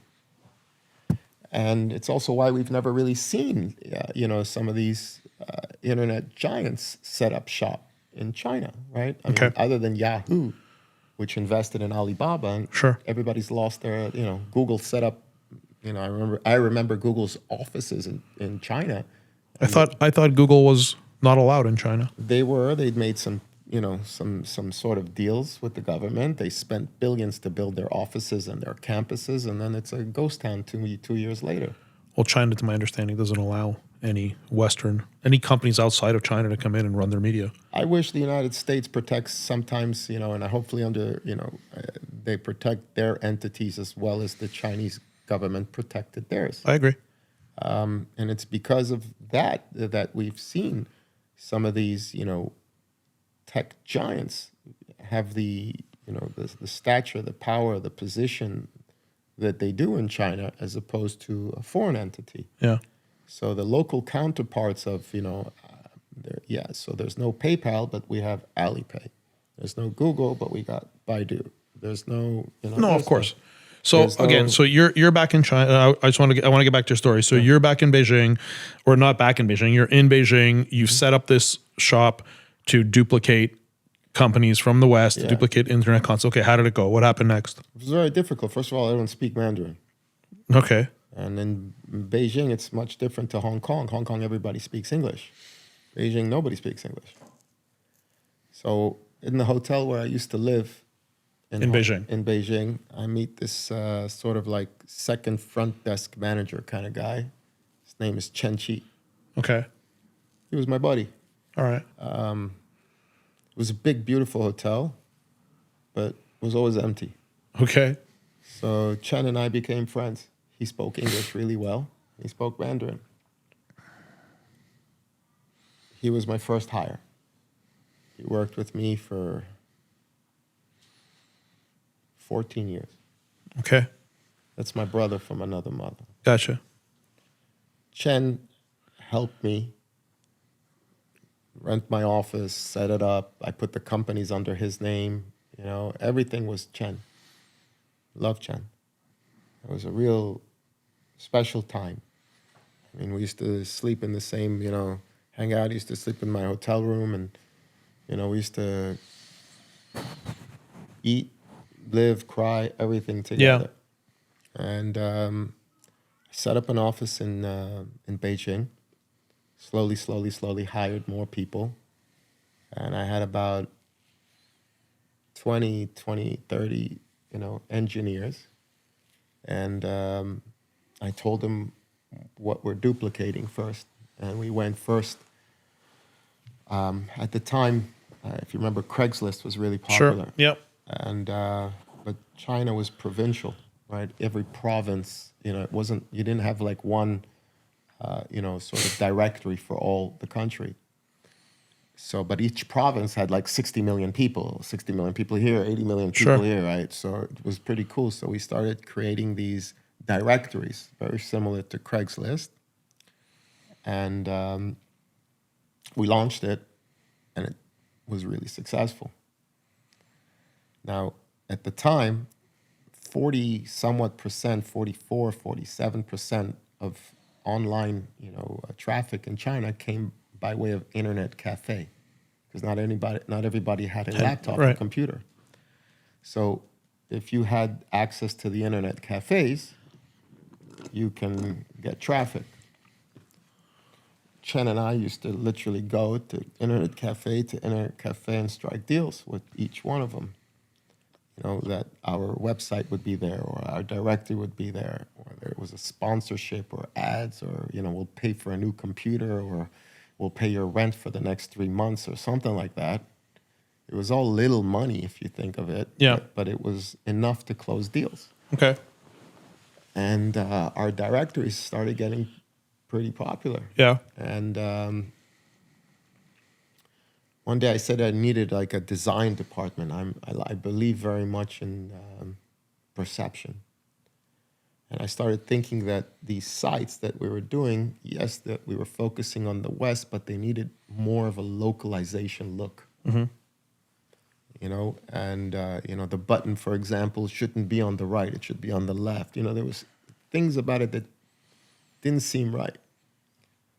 So I asked Chen, to start bringing in designers, web designers. Yeah.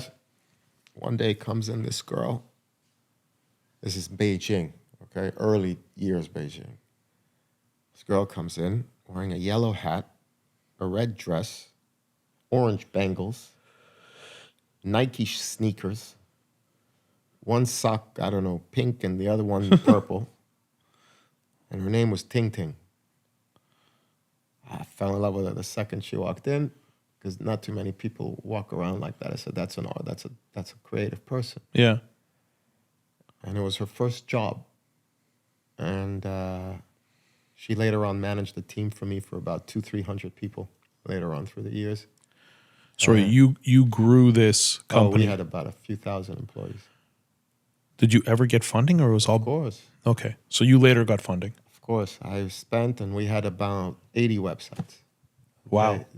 I don't know. Everything. Tell me about the scale of this business. Or can you say what you were doing in revenue at its peak? There was no revenue. This was the good old days when you get valued at, what is it, eyeballs? You remember in the early? They say how many views you got and how many users you got. Ads, nobody was paying really money for ads. This is also China. So how much? So there was no, it was based on how value. were you? So you kept doing raises based on? I didn't raise it. I was still living off my money. I was still funding it myself. No, but you didn't have thousands of employees funding it yourself. I got up to about 400 employees up on myself. How do you have 400 employees funding it yourself? I mean, I was in China. Nobody's taking, $10,000 a month. So there was substantially less. So you would be paying, maybe $1,800, $2,200 a month maximum for like a high level person. It wasn't, it was expensive once you get up there. I know, but $2,000 a month times 1,000 employees. Or so you said 400 employees. 400, yes. I'd started getting up there. And then at one point, I started getting a lot of traffic. Yeah. Right? So I could raise. And it was weird because I was certain that I could raise. All the local, and I started becoming friends with everybody. There weren't too many of us doing web. I was the only foreigner doing web in China for China. And you didn't, and this whole time you don't speak Mandarin. I don't speak a word of Mandarin. So everything had to be translated for you. No, so when you're looking, Chen. I don't go to. Nobody speaks to me without Chen. Chen was your partner. Chen was my general manager. He was an employee or a partner. Do you have equity? No. So he was your employee. Yeah. And you trusted him to make sure that everything was translated and everything was. I trusted him with everything. Still do. You're still good friends. Yeah. What's he doing now? He exited. Chen's become a billionaire. Chen's become a billionaire. Yeah, of course. Chen has 2 companies. This is his second one. He's one of the largest online mobile gaming companies. He trades on You you mentioned him, so now I understand the story because you told me about him before. Yeah, Chen's a billionaire, multi-billionaire, very well respected in mobile gaming. How did you exit out of this? What was your exit there? Because at this point you're burning capital, so you're well into your network. I'm burning, I'm dying, everything's dying. And the worst case scenario was, you got to understand, every investment firm from the West started coming into China. Yeah. every operating web guy in China that was doing stuff was getting like checks for like $100 million. Yeah. Okay. So what was happening with you? Nobody wanted to give me $1 Why? because you don't travel all the way from the States to look for an authentic Chinese internet operator and see someone like me, a Jewish boy, operating there. I wasn't authentic enough, right? You don't invest in a Chinese internet company that's run and founded. But you had massive scale. Doesn't make a difference. You were It's what you sell. you were the leader in the industry. No. You're forgetting. Everything is perception. Right. When a banker sells something, he's selling, a vision, right? It's not. So the fundamentals weren't important to them. I wasn't Chinese. Oh, I know, but you had traffic. They didn't care. Nobody cares. I wasn't Chinese. Okay, so how did you get out of this situation? So I had to go somewhere else. Everybody's getting, even companies that I'm twice as big as, getting funding. Everybody's getting funding. I'm not getting funding. Okay. Nobody wants to invest in me. Okay. So what happened? I go to London. That's the place that I have a good, a good history. I go to London. I sit with a special man who was a good mentor to me, who ran a very large real estate fund, managing billions of Saudi and Qatari capital. Got it. He had a portfolio well into the, £5+ billion. And he introduced you to? He didn't. I came to him first for him to be an investor. Right. But I needed a lot of money. And it became a land grab in China. I didn't need 10 million or 20 million. I needed like 100 million. Wow. It was a land grab. And as cute as I was in the returns that I made, 100 million from somebody, it's a substantial investment. Yeah. Especially in those years. So I did the tour around London. Wasn't so successful. I headed back to the airport, and then Elliot calls me and says, "Come back to my office. There's someone I want to introduce you to. His name is Rahman Abdul Alassir." I head back. I go meet Rahman Abdul Alassir. Who is Rahman Abdul Alassir? He's, I'm told, one of the senior most advisors to the Prime Minister of Qatar. At the time, the Prime Minister of Qatar was also the chairman of the QIA, the Qatar Investment Authority. Yeah. Which at the time was also the world's largest sovereign fund. Sovereign funds, it means that the capital that they have is coming from the country. Right. Sovereign. During those years, the QIA went loose in London, in real estate mainly. Yeah. Poured billions into real estate. Yeah. Billions. And I go meet him at his office. This was the right-hand guy. This is his right-hand to the guy, Prime Minister. To the Prime Minister and the QIA. He was weird-looking dude. All right. Looked like Don Johnson. But, he used to wear a suit with, sunglasses. I mean, it was like out of a movie. But this was a mastermind guy. He didn't, these are the chess makers that they think 5, 10, 20 steps ahead of things. His contacts, his network, this is a different type of people, dangerous people. Dangerous in what way? Because at the end of the day, I'm just some Jewish guy trying to do internet in China. And I'm dealing with people that move oil between countries and this and shipping and who knows what. Okay. I wanted to go to Silicon Valley too. None of those guys would make a meeting with me. I also wanted to go to the normal VCs. The guys, they look at me, they run, they can't control. They figure a guy like me, they can see straight out. I couldn't even get meetings at a VC. Imagine I've got 40 million, 30, 40 million online users in China. I got 80 different websites. I'm there, I'm from there. I live there. I have a team there.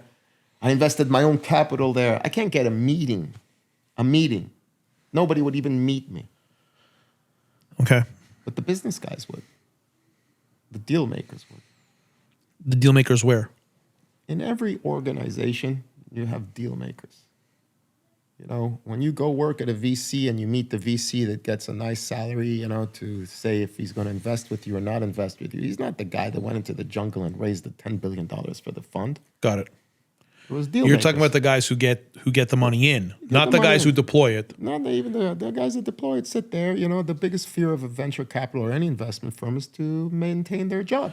No, but hold on a second. The guys who deploy it won't take meetings with you, but the guys who get the money from the source, from these huge partners, those Always guys lie. wanted to meet with you. Always guys Okay. like that.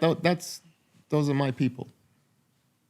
And You that's can only be the- a deal maker if the other side is a deal maker. Otherwise, But when you say deal maker, you are referring to the people who are getting the money from its source, Deal which are the makers are LPs, guys- which is the limited partners. yeah, but how do you even get to the limit? How do you structure it? How did you- You always have deal makers. You always have guys like Rahman, Abdul, Alassir, like myself. You know, there's a few of us around the world.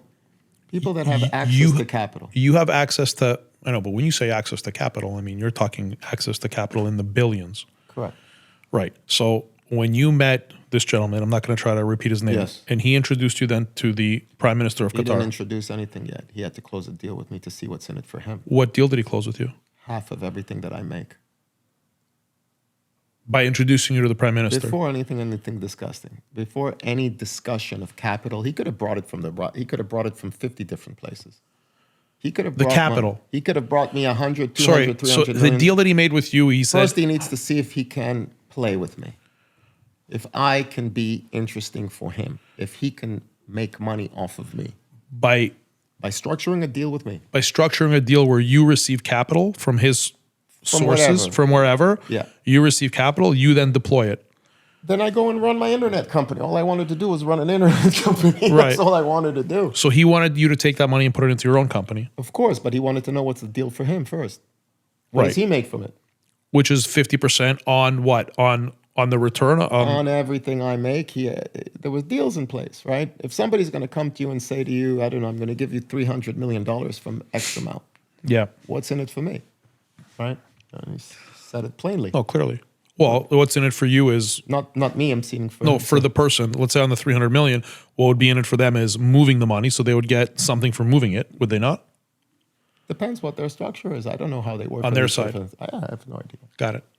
So he came in and basically made a deal that anything that I make, half is his. I said, sounds good. I needed 100 million. What do you mean he did 100 million? I needed 100. Oh, you needed 100 million. Yeah, I needed And? sounded a lot of money. And what happened? So he said, I'm gonna if he invests that 100 million, any profit you make, if he invests the 100 million and you sell the company, then Whatever, any money that I'm due to make, if I made, I don't know, $10 million, half is his, right? Okay. And we created holding companies, and that's when yeah, I started getting better at structuring holding companies, holding entities. I was new to that, so Right. I learned the hard way, if you will. I learned from some of the best. Okay, I learned from some of the best how to structure entities. I'd like to think I'm quite talented with that today. Formation, structures, service agreements, banking, non-FATCA, FATCA. well, you have experience with that. I have a lot of experience with Okay, so it. So he goes, we structure a deal.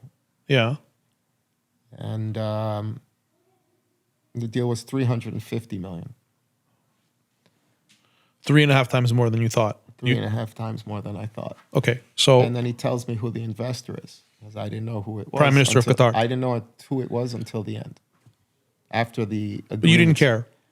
After I cared that I wasn't taking money from, some, at the end of the day, I don't want to take money from some weird, but this is before September 11 and all that. But at the end of the day, I'm sitting in front of, there's Qatari money, there's this money, there's Saudi money, there's, there was all these huge funds in London. And I wanted to know who is the source of capital, of course. But I didn't really know until the end. Yeah,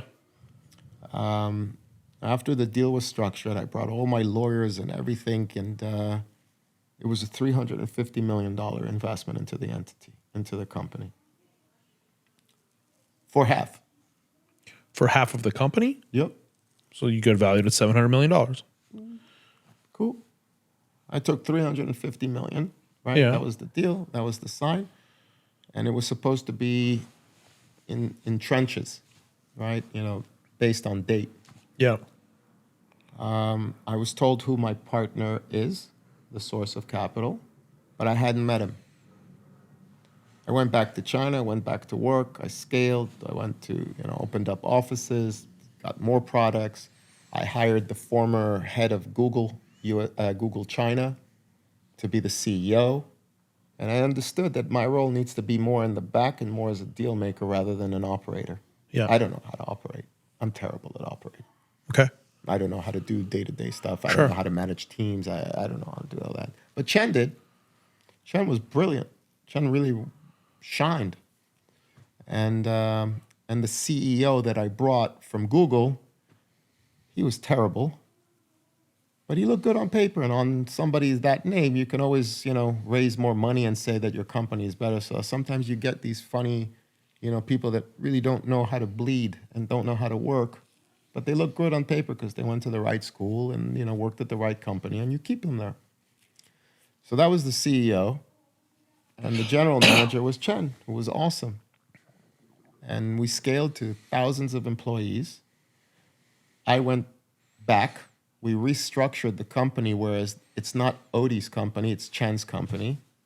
I'm the investment firm that's investing in the local company, and then we sort of bypassed that whole is it authentic or not authentic? And all of a sudden, I get called to go to Geneva to go meet my partner for the first time. The QIA at the time used to have all their meetings at this hotel in Geneva called the Beau Rivage. It's out of like the movies. I'm a kid. I'm just trying to run internet stuff. And the flights from Beijing to Geneva were really annoying, but I used to fly to Geneva in this old hotel, beautiful hotel called the Beau Rivage. And each one of them have like their own suites, and downstairs it's like all security. And it's not just, it's all the Gulf guys, all of them. And for 2 minutes, I get to meet the prime minister for just like a handshake. Just for a few minutes. Yeah. The guy invested $350 million. Yeah. It's nothing for them. They were investing billions in real estate in England. Okay. My investment was very small. But I don't know how to explain it, but I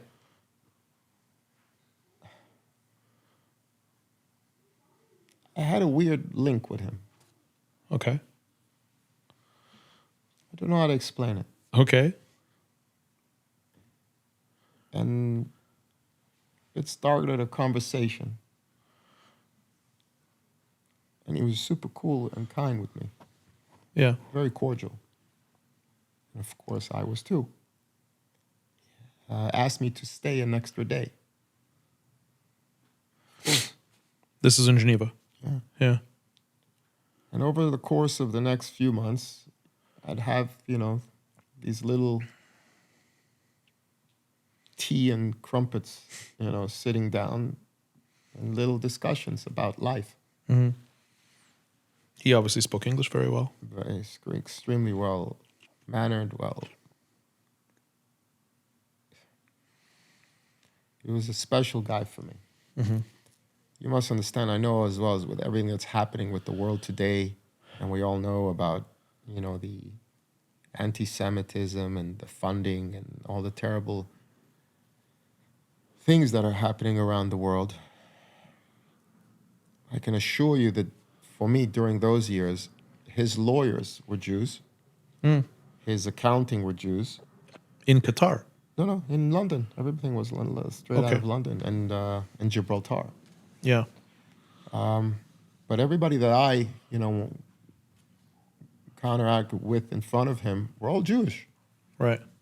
Even Elliot, who ran this huge fund, and it was predominantly QIA and Lion Group, which is one of the most reputable, amazing Saudi funds. Yeah. Everybody they work with, well, they're all Jews. Elliot was Jewish. We didn't have. I never experienced anything of political or nobody treated me as such. Nobody even mentioned it to me. I had a nice relationship with the person, and that was it. And I meant well, and he knew that. And I went to work, and every time I would get called for an update, I'd go to Geneva. The company grew, and and then he said to me once, if you had unlimited capital, what would you do in China?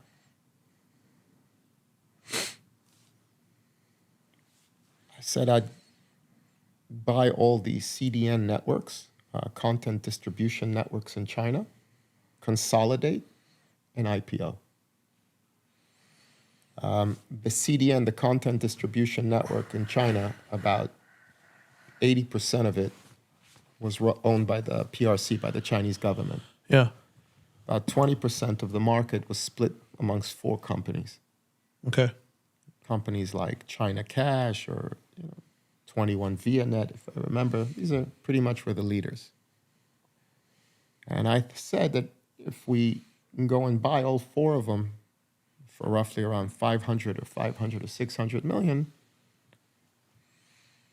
that the combined value and the position and the timing and the status, it's an amazing deal.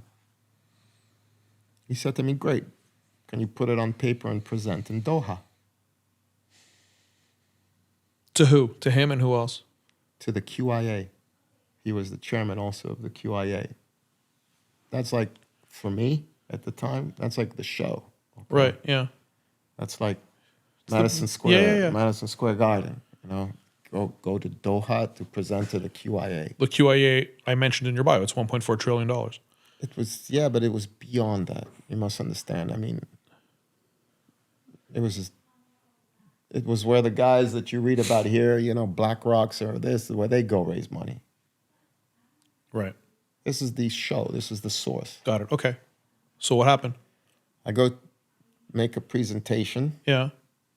I spent $500,000 with, I think it was KPMG, I don't remember exactly who, to give me a valuation of how much a consolidated, if I purchased all these and put them under one end, they said it would be worth $1.5 billion.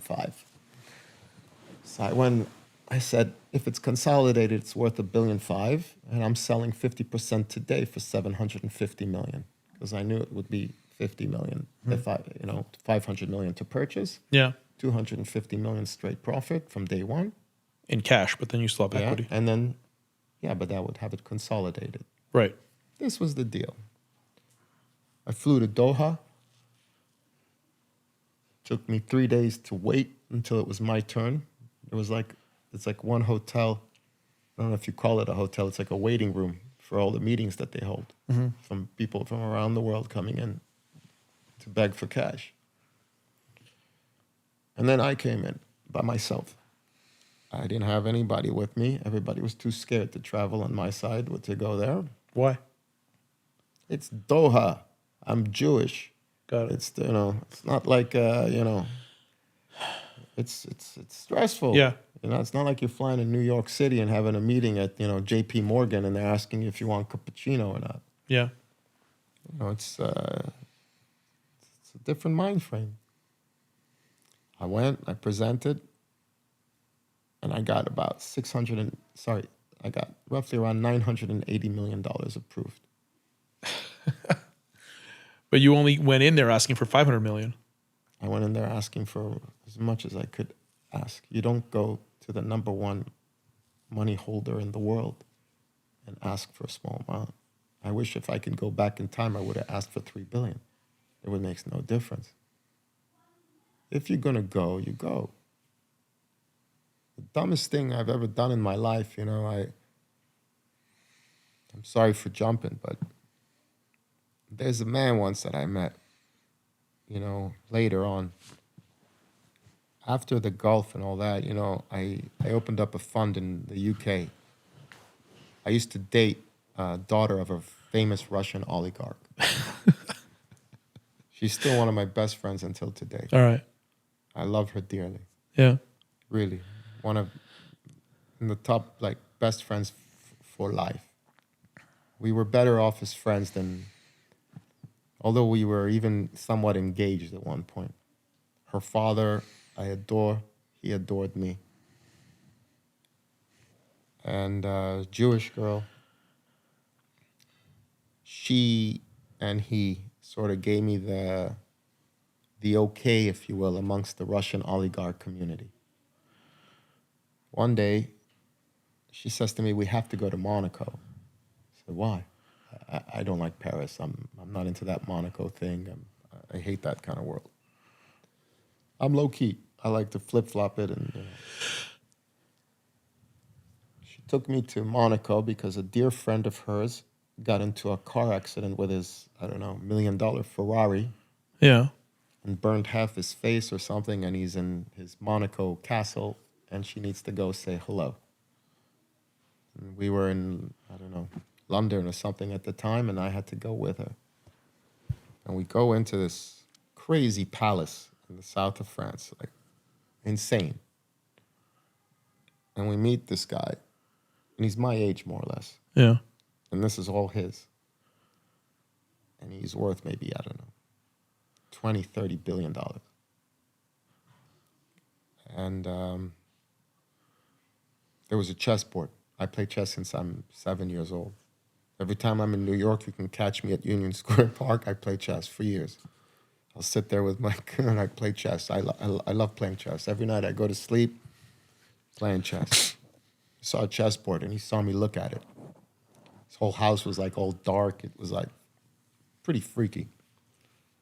But she was very close with him. We sat down and played chess, he and I, for 6, 7 hours. She left back to London. I stayed with him for a month. Okay. I loved that guy very much, We became very close. Okay. No discussions of money, no nothing. It wasn't about that. It was just two guys playing chess, but a lot of chess. It was rude chess, not polite. That stuff. You fucking idiot. You fucking idiot. Oh, how the fuck you make billions of dollars and you make such a stupid move? Checkmate, It was all like that. We were pretty matched also, so I'd win some, he'd win some. And I remember after a few weeks, he'd say to me, "So what is this shit you do in China and Hong Kong? And what do you do?" He says to me. I say, "Internet in China." And he goes, "I hate internet and I hate China.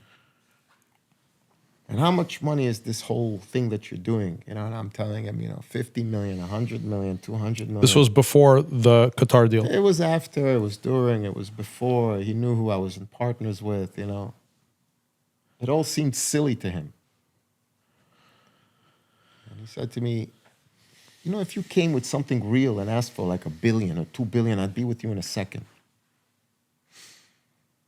But I was like an idiot, I'm doing web. And I started understanding that my strength isn't being the operator or operating these sites. It's being the deal maker. I have, I like, connections, and I know how to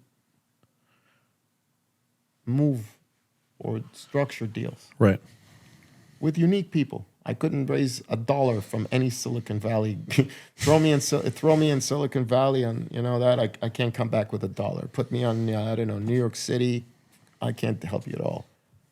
Throw me into Moscow, Mongolia, Angola, some of these countries I've been in to raise capital.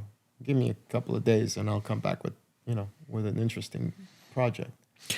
So take me back to closing. How much did you say it was again? So with the Qataris at the end, that entity, we were supposed to IPO. It didn't IPO. The markets entity, crashed. your Chinese The company. Chinese company where they came in, and then at the end, I managed to sell 2 companies to the prime minister, and then the rest went bankrupt. The holdings that we had, he made a pretty good return on, and I basically sold out to him. Sorry, but again, you had raised, did you say 900 million? Yeah, I raised 980 million. I couldn't consolidate the companies. There was one guy there that didn't want to sell. I couldn't return the money. It was too difficult for me emotionally. The name of the fund that we had structured was 2C3I Capital. It was something to do with CDNs and all that. And I went to Beau Rivage and this, and I said, what do I do? And he says, you keep on going. I said, I don't need Beau to. Rivage, sorry. In Geneva. I Right. went to my meeting. I said, what do I do? I can't close the deal. So they sent me to the United States to meet Viacom to go try buy MTV on their behalf. I swear this is true. And why me? Because what did he say? What was the right word? It didn't seem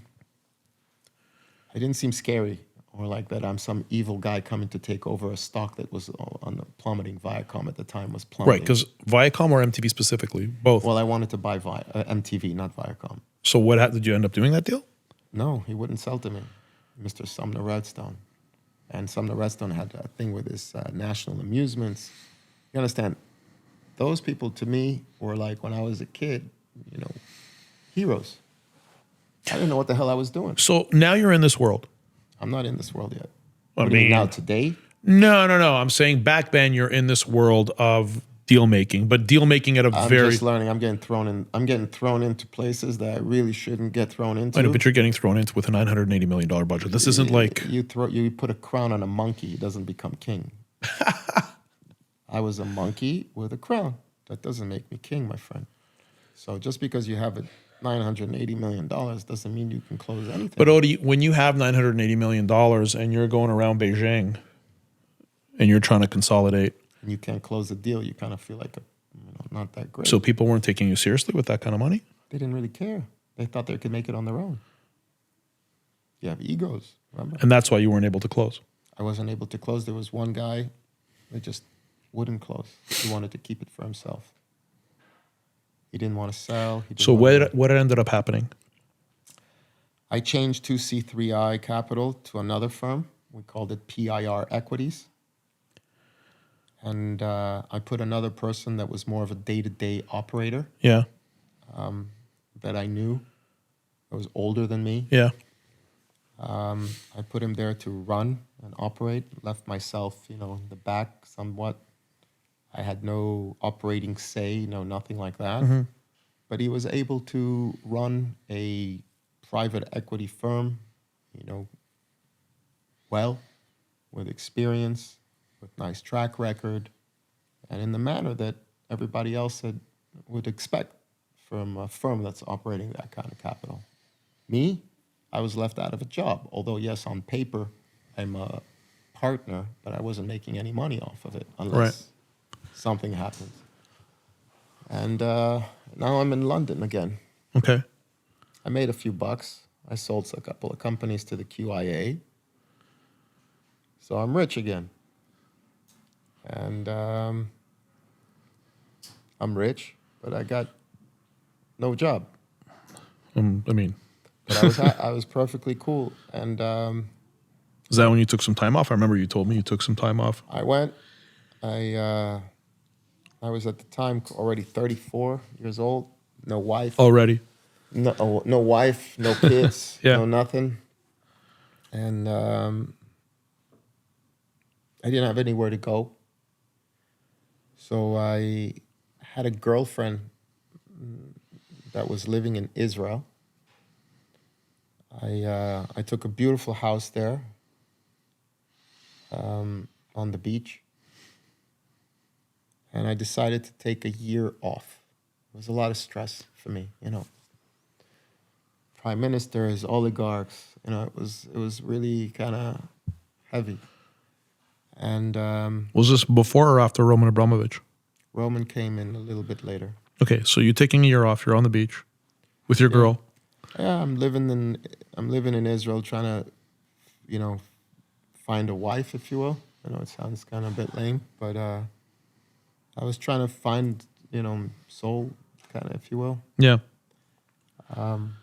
Once again, I never had this thing of let me take it, and blow it up. Everybody was very upset with me. Who was upset with you? My friends, family, Why? because here I was at my peak, right? I was very tight to some of the most powerful Russian oligarchs Yeah. on a personal level. Yeah. My relationships with the Gulf were impeccable. Although I didn't continue working with the prime minister, the other Gulf nations knew of me. I had a good name. I returned everything. I never, did anything, that I said bad. Right. Even the returns that I made were minimal for them. They don't care about that. They care about flow, process, who you're working with. It's when you have so much access to capital, it's the selection of the people that you work with. So I was really at my peak. Yeah. I could have done anything. And what I decided to do was nothing. Except go fishing and, working out and, going to swim every day and Sure. and do that. Took a year off. The girlfriend that I had, we didn't work out at the end after 4 or 5 months. A few months after that, I met my wife that I'm with until today. Sure. Her birthday's tomorrow. It's funny, she's 35 tomorrow. That's the age when I more or less met her. I didn't do anything. It was a really do not disturb period, for me wise. And even after a year, I even extended it further. And my wife at the time, I was 35. And we have a 14-and-a-half-year age gap. And she didn't come from this kind of world. She didn't know what, banking or investment firms or, sovereign funds. And she didn't know anything. She was a simple girl from Israel that had initially 3 jobs when I first met her. Yeah. And when we started dating, she said to me, "What do I tell my friends when they ask me what you do?" Because they see me with, and it hit me weird, like it's not honorable. I don't have a job. It's not about money, my friend. It's not, not when you have it, right? And I'm not talking about when you have $100 million in the bank account, and I had $100 million in the bank account. I don't really care what the guy next door has. I don't really care what, somebody bought a plane. And, one of my closest friends at the time was a very, he's a multi-billionaire today. And, he was IPOing his companies, an Israeli guy, actually. And we had spent a lot of time. I learned a tremendous amount from him. And, with him, it's always about getting bigger and bigger and bigger and bigger and bigger and bigger. The guy even today is worth $8 billion or something, according to Forbes. And he wakes up every morning, speaks to 100 people a day. I don't have that. I want to go surfing. I want to go for a walk. I want to have peace. Right. In life, you can either sleep well or eat well. You can't have both. Really? Impossible. That's hard to believe, man. Really? You know anybody that sleeps well and eats well? In this kind of caliber? I don't. You know what it is? I think it's a philosophical kind of debate. When you say this kind of caliber, I don't see value in being a billionaire. I personally don't see value in it. I agree as well. Yeah, because at that point, you have to put in so many systems, so many redundancies. Everyone's after you. You have to worry about security. You have to worry about so many things. What's the point? I never understood that either myself. So when I was living in Israel at that time, I thought I was retired. That was it. meaning find other things in life. You Right. know? I like creativity. I like art. I like, I like music. It wasn't about. But that's not what happened, though. You went That's back. not what happened. Yes, And believe it, unfortunately. and I just want to, well, unfortunately or fortunately, but so now I want to move into the next phase because as big as these numbers are that we've been talking about, they're about to get a lot bigger by several I multiples. got older. No, I understand you got older, but it's interesting. When a 22 or 27 or 28 and 29-year-old guy comes in and asks for money, I guarantee you it's not as much as when a guy that walks into a room who's 40. When a guy who's 40 or 41, he gets a bit more creative, so he'll ask for a few billion. So the numbers get different, by age, and you don't necessarily think about investing, or doing deals of 3 billion or 4 billion or 5 billion with a 27-year-old kid. What do you handle billions of dollars now? I move billions of dollars. You handle, move. The difference, Is there? of course. I don't hold. I didn't say you hold. manage. I said you handle. You handle it. You handled it at some point, and it continues moving. Structure. I assist. But with the billions of structure. dollars go through your hands. Are you able to talk about your latest deal or no? Not yet? You don't have to. Today, I work a lot mainly with government capital. Before you, can we just put a bookmark in that for a second? Because I want to ask you a question. You mentioned a number of $100 million. You were on the beach. Yeah. You said you had and continue to have no aspirations to build an empire. However, None. I'm going to put you on the spot a little bit. What you're saying is one thing, but your actions are mapping differently, respectfully. 100%. They're mapping differently because you continue to raise the bar. You continue to, Do you know what in Hebrew we say bracha? You know what bracha means? blessing. Yeah. So they say when there is a opportunity, doesn't mean that you went for it, but if it's presented there in front of you and you didn't do it, it's sort of like you're disgracing God because he put a bracha in front of you and you don't take it. I'm lazy. I'm not like you. You've said that a couple of times. I'm lazy, man. I can sit by the pool all day for the rest of my Well, life. I can sit by the pool. Maybe not for the rest of my life. I don't Here have and there. any, I need to make more. Or this. We should do that. We should go and have a pool day, you and I. I love it. I have pool days all day, man. All right. But I'm lazy in that sense. I don't have this, let's go make more. I look at some of these guys on social media, God bless them. I don't know them personally, but I look at what's his name? Grant Cardone or something, he's older than me. I think he's 60 or He's in something. his 60s, yeah.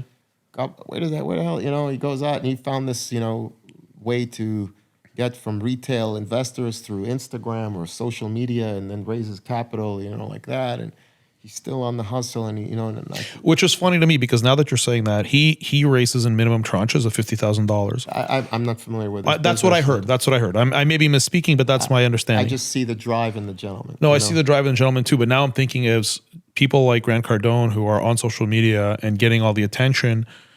It's interesting that they can't take the route you're taking and approach the people and just do raises Everybody has their different. I know guys, that move a lot more money than me. People that I work with in Asia, they just did a huge deal between 3 governments of almost 35 billion. You won't hear about them. They're not on. They don't have an Instagram account. Let's go back to your what you were saying because I asked to put a bookmark in it. So, what are you up to now currently? Today? Well, business-wise in general, what are you working on, or what have you worked on? What can you comment on? I'm assuming that a lot of the things that you do are confidential. I work. It's okay. I work predominantly today with sovereign funds, mainly in Asia. Sovereign funds are basically funds.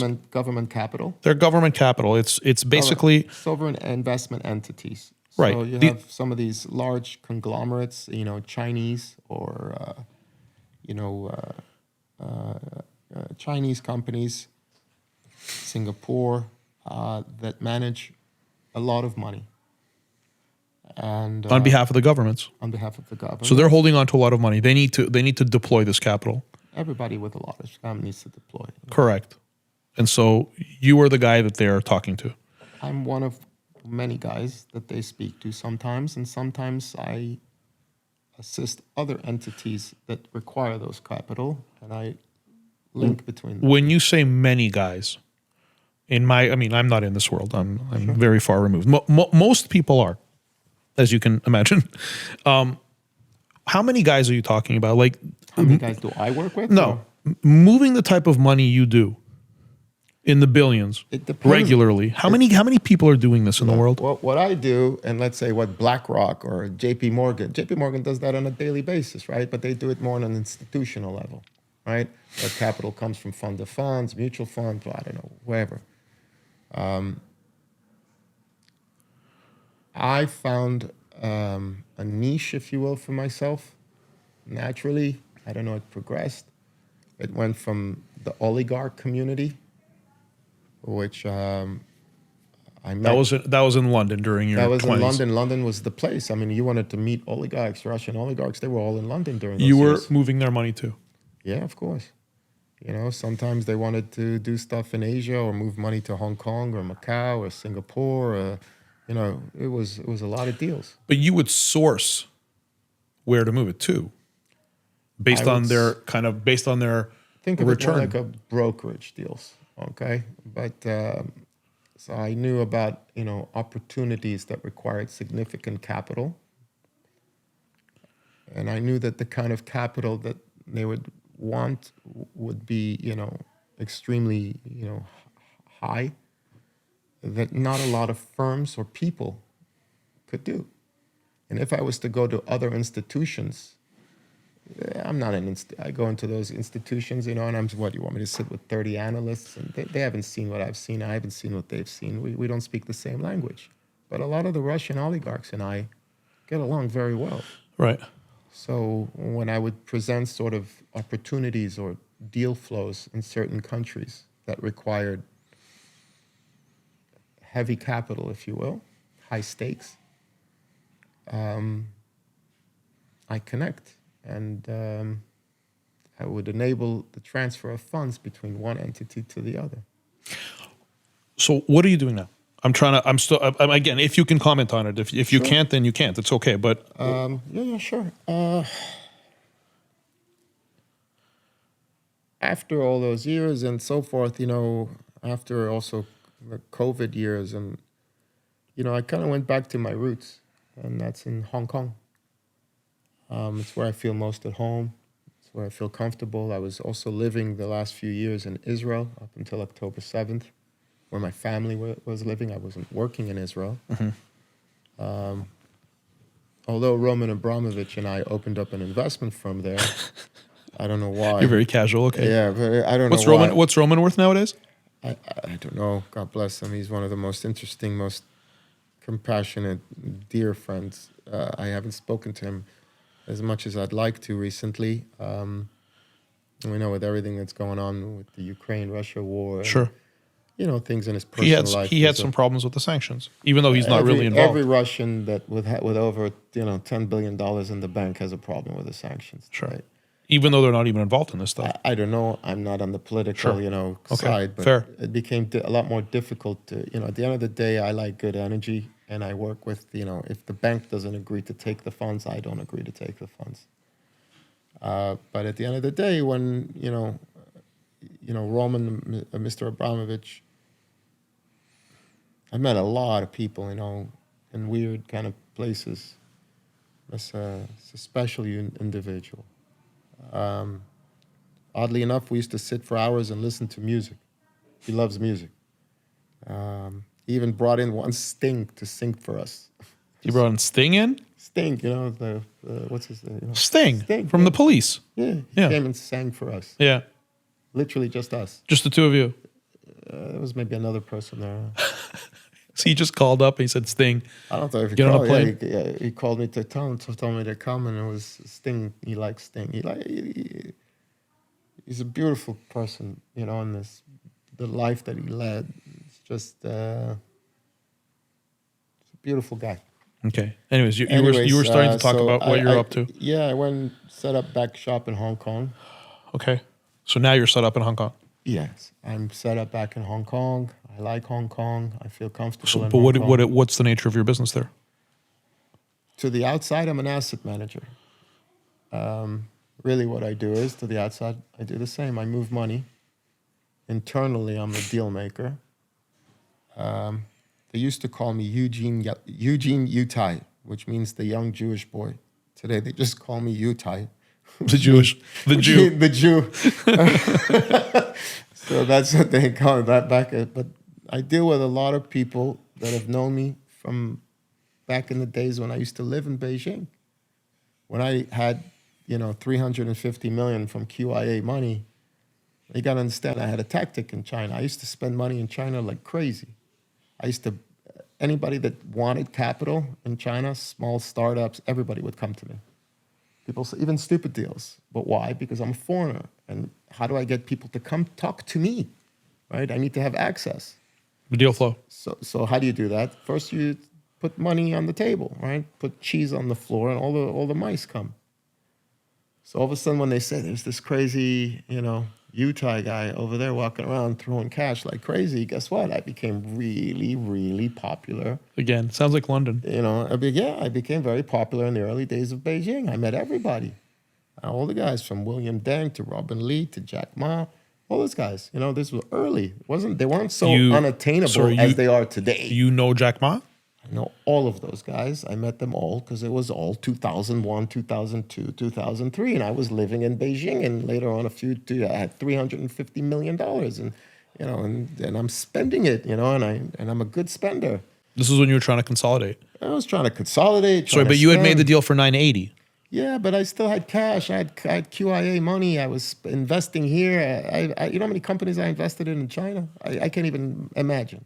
1 million here. I'd meet somebody at 2 million there, 4 million there, 20 million here, 5 million there. How quick? What was your deal cycles like? So from the time, so you're sitting on this capital, you have to deploy it. From the time somebody would give you did you even hear pitches, or were you just throwing the money? I like to look at people's faces. I like to hear what they do. And I'm pretty much after few minutes, I know. You know if you want to invest. Yeah. What's your kind of investment? It's not about for me. It's not about the company. It's about the guy driving the car. Really? Of course. How about fundamentals? Such as? I don't know. Revenue, profit. I don't look at that. In tech, what revenue? What revenue? What revenue did WhatsApp have when they sold for 19 billion? What are you talking about? Yeah. What revenue did MySpace have when they sold? What revenue? Who's making revenue in tech? Until today, who? Well, I mean, who? Meta makes revenue. Really? They make a lot of revenue, no? Okay, but their value is more as a stock, right? I value it more as a stock. I don't value it as dividends coming out, right? So for me back then, it was also a strategy of how to get. I wanted to build my reputation in China as a Chinese guy. So I take from here and I give to you. And everybody knew that from me from a young age. My reputation in China is from when I was in my late 20s as a guy that throws money in China. I'm Chinese. Don't get it twisted, okay? My loyalty, my love, my heart, it's where I'm from. I'm Chinese. Don't look at this. And China's been good to me. It's always been good to me. It's been good to my family, been good to my, and nothing's amazing, and you have arguments and goes ups and down, and that's all fine. But I never worked in the United States in a million, ever. You tell me right now to go, what's a good, I hate real estate. I would never buy real estate. I hate real estate. I find it boring. I can't value it. I can't do big deal. What am I going to do? A 50 million, 100, 200 million dollar real estate deal? Make what? A 3%, 5% deal fee on $100 million? I'd rather not even deal with it. Don't forget, 2% of 10 billion is 200 million. Mm-hmm. It's a lot more money. How do you source a $10 billion deal? How do you source an entity that requires $10 billion? Through governments. How do you get to the governments? 22 years, my friend. 22 years. Look at me. It's the relationships. 22 years. 22 years. 22 years I'm in this. I deal with some people today in the PRC that remember me in Beijing. What does PRC stand for? Oh, well, People's Republic of China. Can you, in the information that I found about you, I mentioned. I lived in Beijing Yeah. for like 6 years. Lived in Beijing. Right. I didn't, so while, everybody was in London or whatever doing all my, I was in Beijing. By the way, I love China, but Beijing's a tough place to live. Why? Pollution, weather, I'm a foreigner. I enjoy eating fruit. You like fruit? Sure. Great. Go to a Chinese supermarket. Tell me when you find fruit. It's not in their diet. You like to eat a salad? You ever been to a Chinese restaurant and ordered a salad? You mentioned. I just want to switch gears, but you mentioned Belt and Road, or Belt and Road was in your bio. What's the Belt and Road? The Belt and Road is a initiative, made around by the president in around 2012, 2013, to basically fund infrastructure deals outside of China, based on something called an EPC structure. EPC is engineering, procurement, construction. Sorry, why does the Belt and Road is a sovereign fund? The Belt and Road is an initiative structured under multiple sovereign funds. Yes. But they're all sovereign funds with it. They're Chinese sovereign funds. Chinese capital. Chinese capital. What's China's incentive to invest in infrastructure outside of China? Power, strength, revenue. I mean, for example, Returns? Give it to you something. You look at the world today, even Saudi Arabia. Let's talk about Saudi Arabia, because it's popular. I see it always on social media, and I know you're big on social. You go on like Instagram, and you always see these things on my scroll that Saudi is building this thing called the line. The line. I've seen the line, Everybody's seen it. That's on social. And it looks like amazing. It does. It looks amazing. Everybody's in this line. You're gonna have apartments. It's crazy. It's basically a building. It's like 100 miles. No, 100 miles. Is it 100 miles? So, but it's a city in one building essentially. Looks insane. Right? Are you telling me that Belt and Road is funding it? Let me explain to you just a second. Please. Who do you think is going to build it? Forget the money. I'm talking like hammer, nail. Who builds it? Construction workers. Huh? Who's going to build it? Well, the construction workers. Who are they? From where? From Saudi? Where do you see when you go and you see a building? They're from India. No way. It's all China? Chinese. Everywhere you go, you see Chinese workers. Okay. Who can deploy 200,000, 150,000, 300,000 workers in 1 month? United States? China. Only China. So if I was to go do now a deal in Africa, if I was to go do a deal in Africa, Yeah. let's say I went right now and I had a nice meeting with some African countries, African state, right? And they wanted to build, I don't know, roads, an electrical plant, a water plant. Who's going to build it?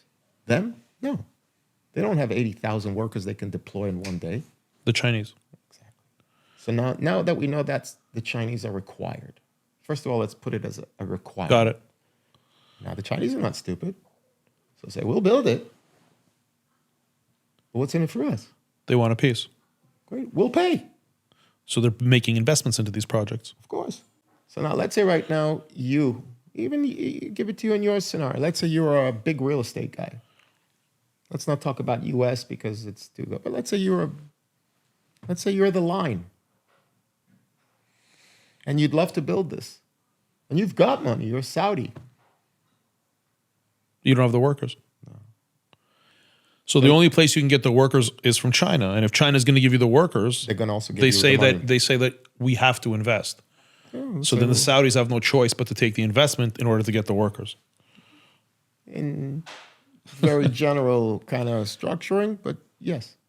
So because of that, and because of this sort of structure, like let's say you were to build right now a road in Africa, and let's say the cost is $1 billion, and you got the contract. You worked so hard. You sat there for years to get your deal and to auction, and you got the contract to build this big road, and it's cost $1 billion.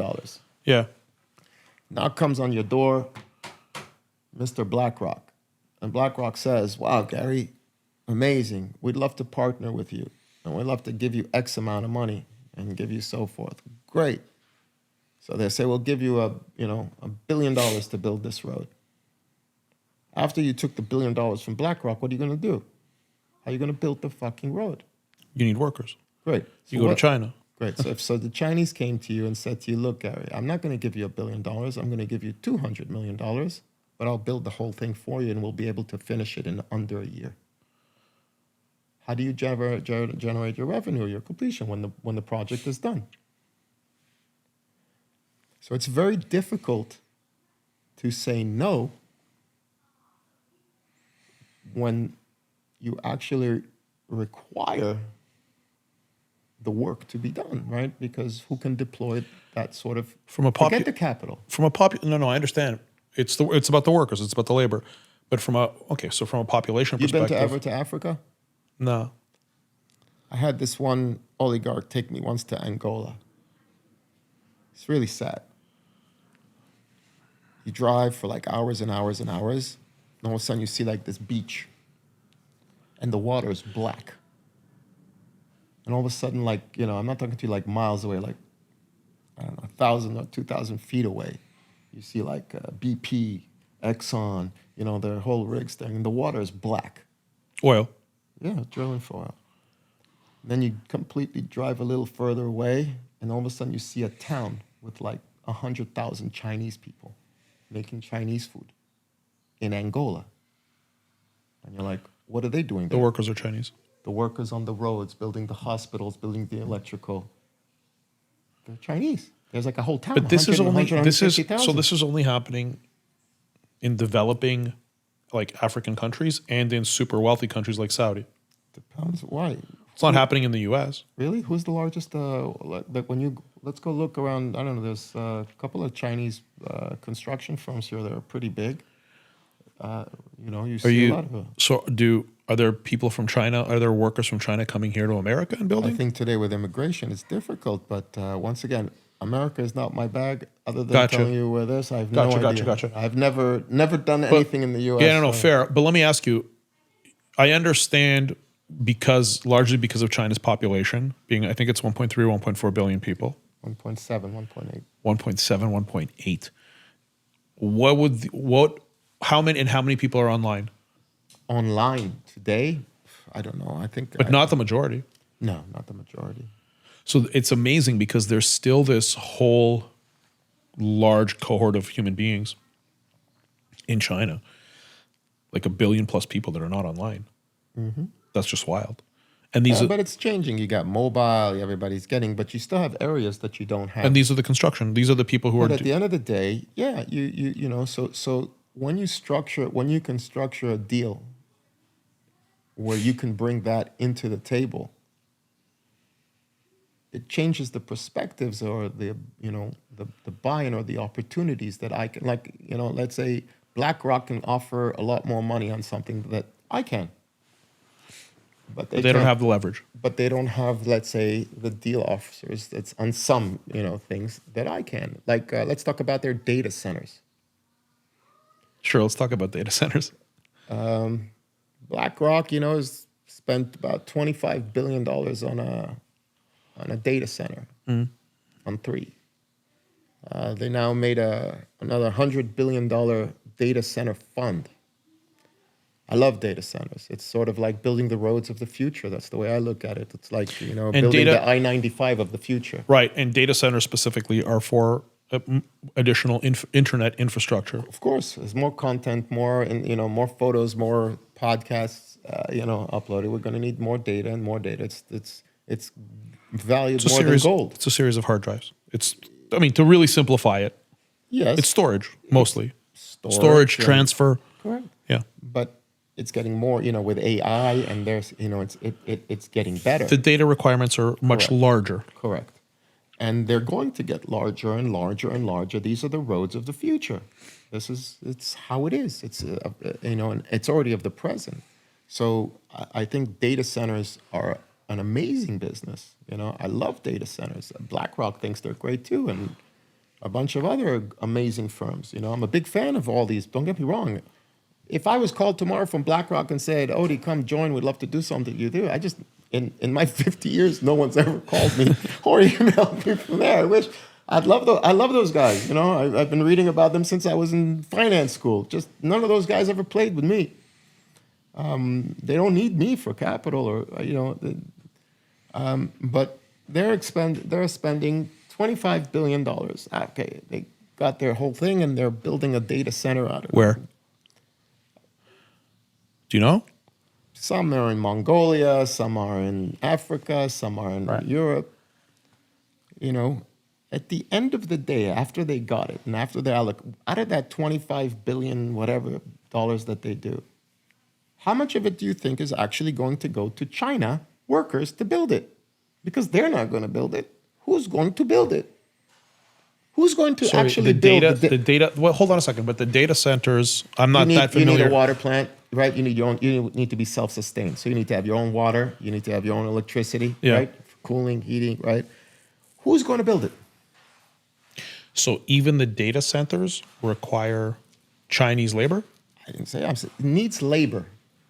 Large volumes of labor. American workers are not going to travel today and jump on a plane and go to like Mongolia for the next 2 years to work on some of the the fees that they pay. How about India? Because India has less of a population than China, but it's not small. It's still like over 1.3 or 1.4 billion. Is India making similar deals? No. What's the difference if the population and the workforce is similar?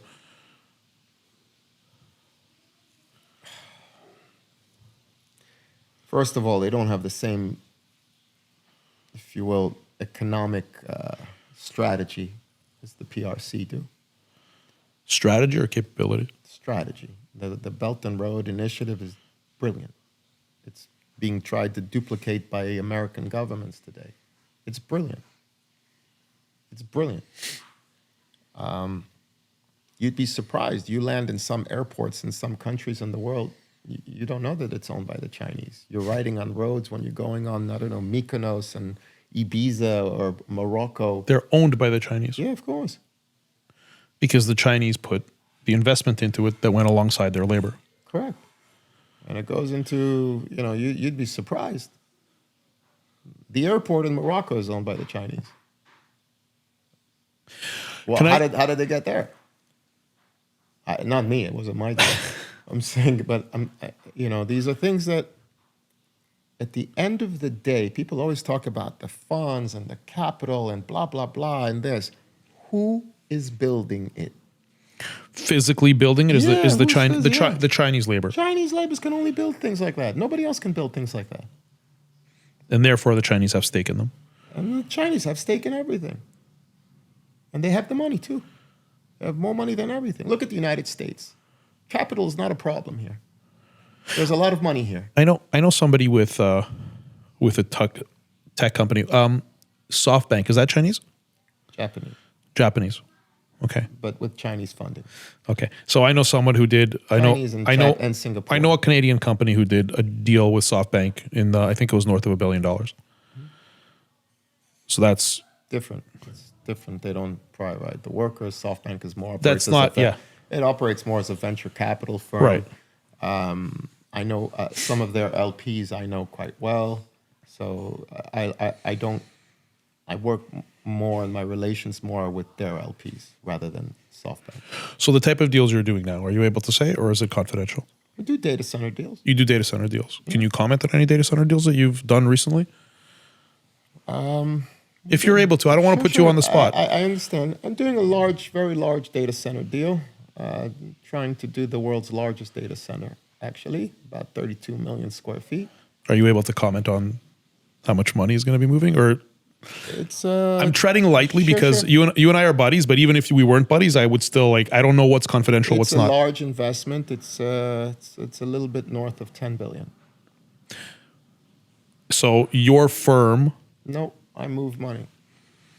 I try to assist other people on that. When you say you move money, you're the deal maker, or you mean you're physically taking care of the banking infrastructure that's required to move that type of money? A small piece in certain deals, of because obviously I'm not a Superman, but there are many components, and it's quite complex when you're working with governments, investment institutions. They take a long time. There's a deal that I've been working on for about a year and a half, one single deal. It involves a data center. And I'll be very proud of it if, but, personally, will my name be associated with it? Why should it be? Why do you need it to be? I'm not building it. I'm not the, thing. So, If you're moving the money, I mean, look, it doesn't sound to me like notoriety or will publicity. I earn from it? Yeah, clearly you're not doing it for your health. I'm not Santa Claus. I don't work for free. Sure, of course not. But what I'm saying is like you're not necessarily seeking notoriety. You're not necessarily seeking like Which makes this credit. podcast, for me, very weird because Yeah. I've never, like I told you, the last time I actually spoke to anybody about what I do was 2007. But I've had like a switch in my brain, with everything the last year and Why? age. Turning 50 fucked my head a little bit, about what's important. The move I had, after October 7th.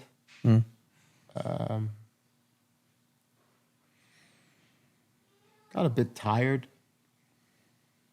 I'm tired. It feels like, let me ask you, like, dealing with deals this size, moving this type of money, the characters involved, the people involved, is it stressful for you? Very much so. What makes it stressful?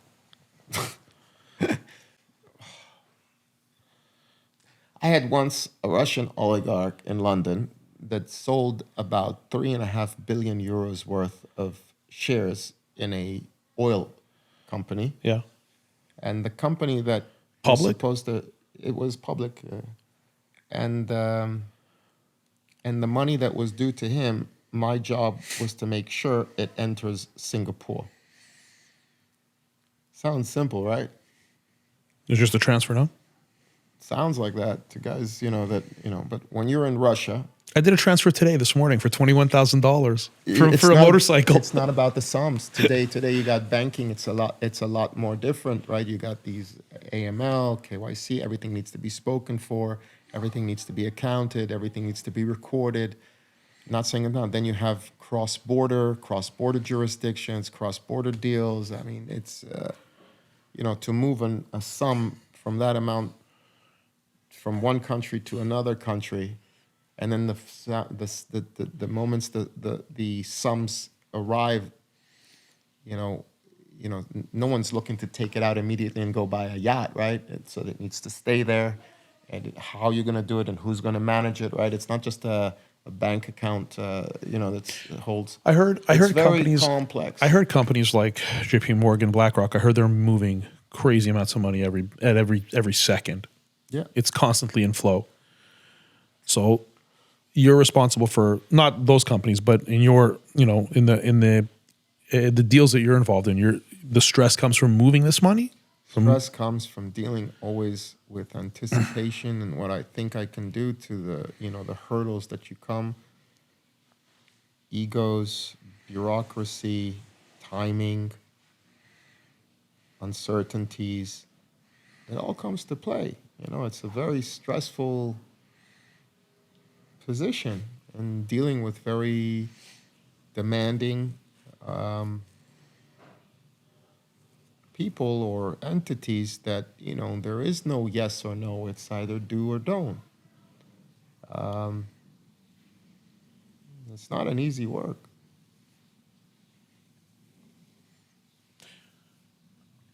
What's next? What's next? What's next? I mean, I can't imagine deals getting bigger than the ones you're working on. It's not about the deals getting bigger or anything like that.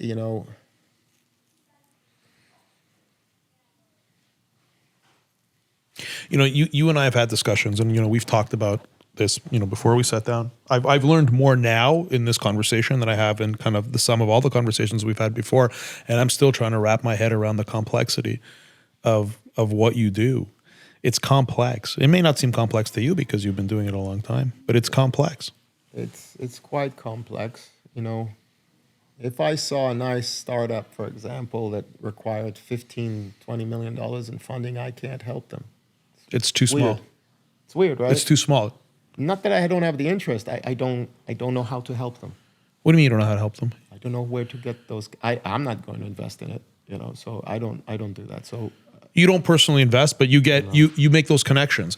So essentially, but if somebody came to you and they said they need a few $100 million or $1 billion, that you can. that I need more, because at the end of the day, the people that manage that capital, not me, Yeah. they have 2% or deal fees in place. So for example, if they deploy $5 billion on something, they usually make a 3% deal fee on the spot. 3% of $5 billion is $150 million they make in day one. That's the GP. So those guys. What's a GP? General partner of the fund, right? So every fund you have a general partner that manages the It's fund. essentially a commission. Yeah, everybody places a commission, right? You have 2% management fees. Sometimes there are deal fees. Sometimes there are arrangement fees. Like United States has no problem with cash. Like you go, all these mutual fund banks, right? Everybody that we've mentioned, there's a lot of money here, a lot. But United States doesn't have access to the deal flows outside. I mean, what are you going to do? Buy some, bus company here and pump it up that it's like, really big? At the end of the day, how do you deploy 25, 35, 40 billion dollars in the United States? Tell me where. What are you going to do? I don't know. Exactly. So all those type of deals are basically around infrastructure, Right. right? In developing countries, a lot of times. Developing countries, right? And the Americans, unfortunately, don't have the access to a lot of these deals, or are not structured to do so. There's not a person like you who. Oh, I'm sure there's 1,000 like me. No, but I mean, who have. There's 1,000 like me. Right. No, but I'm saying in America who have relationships with the limited partners. We're in the middle of our data center deal, for example. Yeah. We don't need further capital. Capital's already been allocated and deployed. Right. But if I wanted to come around and go around New York City and raise additional, $5 billion, I can do so in under 30 days, and I'd be able to apply an 8% deal fee. And I'd get it in a second. Do you know why I'd get an 8% deal fee? Because they don't have access to those deals. Exactly, and they'll pay me. What's 8% when I'm showing that it can do a 3x or a 10x or X amount? So if you were to have another infrastructure deal, like a data center. If I wanted to raise capital from the United States, you can get here an 8%. They'll pay you a 5, 8. I'm not even going to go crazy more because I've heard more, but I could get an 8% deal fee. So But you have to have the deal. I have a deal right now. I have a data center deal right now. I can raise here $5 billion in under 30 days from 2-3 phone calls on Zoom. And you have those kind of relationships? In the U.S.? Yeah. It's a small world, but do I know the guys here? No, but I know somebody that does. I'm quite resourceful. And I mean, you're coming in with a reputation too. People already know who you are. I don't think anybody cares. Not here. How would you prove to somebody who can invest billions of dollars in America that the infrastructure deals that you have are not to say like you got to understand, the companies that I work with from Asia are equivalent to, let's say, Berkshire Hathaway here. So if I'm showing you that, I'm just saying companies like China Mobile, I'm not saying that, I have anything, but, China Mobile or Citec or Bank of China or so forth, they're invested.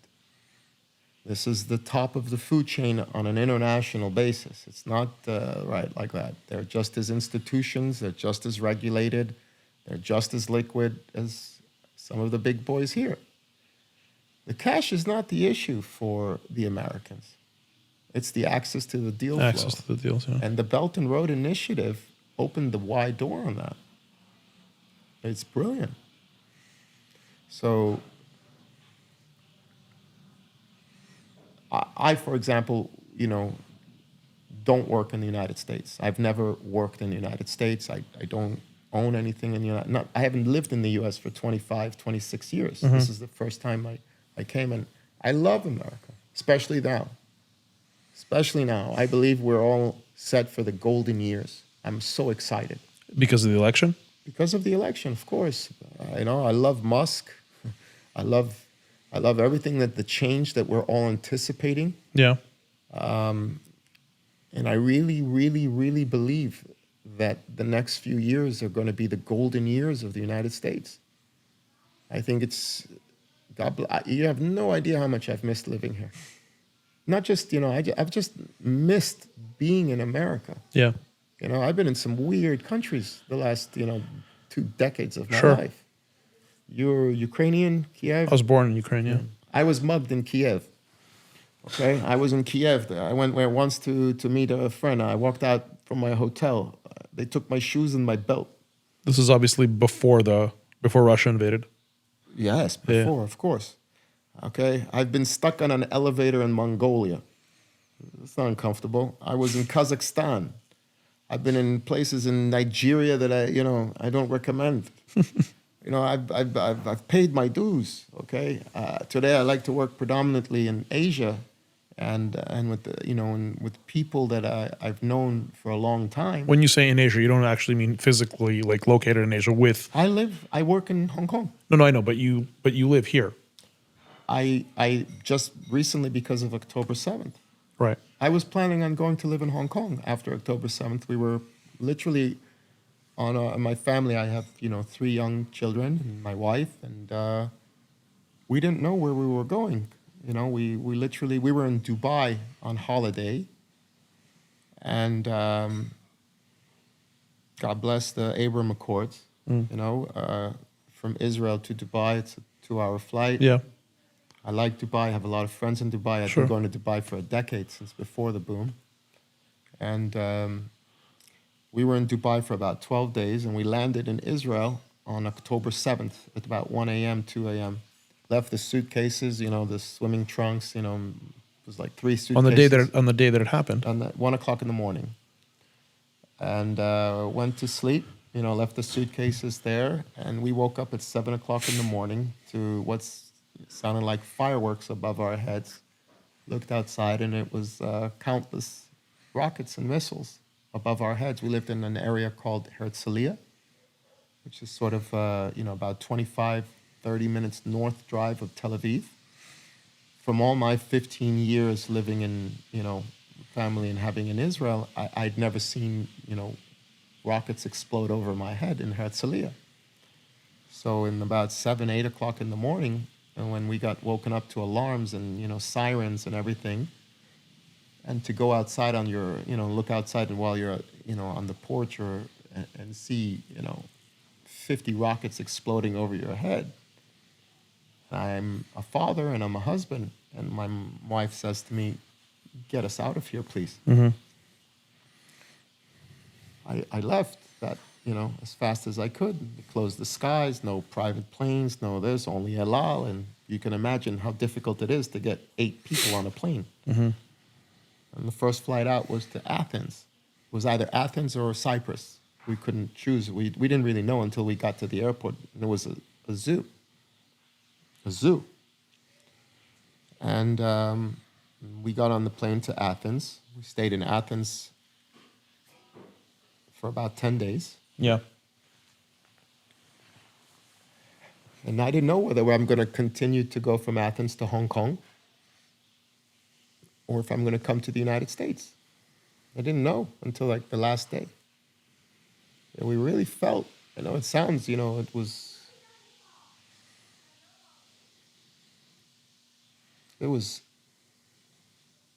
was scary. It placed us in a vulnerability that I hadn't expected, an uncertainty. And we decided to we flew from there to New York.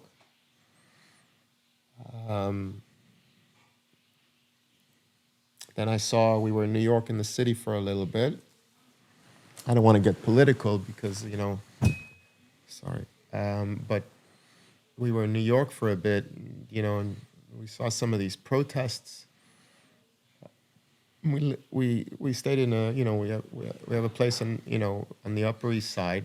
I never seen that. I never seen people throwing rocks and on stores and Yeah, I still haven't. So I had never seen stuff like that. My wife got freaked out, Yeah. and she's never seen stuff like that. So we went into Long Island, and I booked us some flights to Hong Kong. So let's go to Hong Kong. We're gonna go to Hong Kong.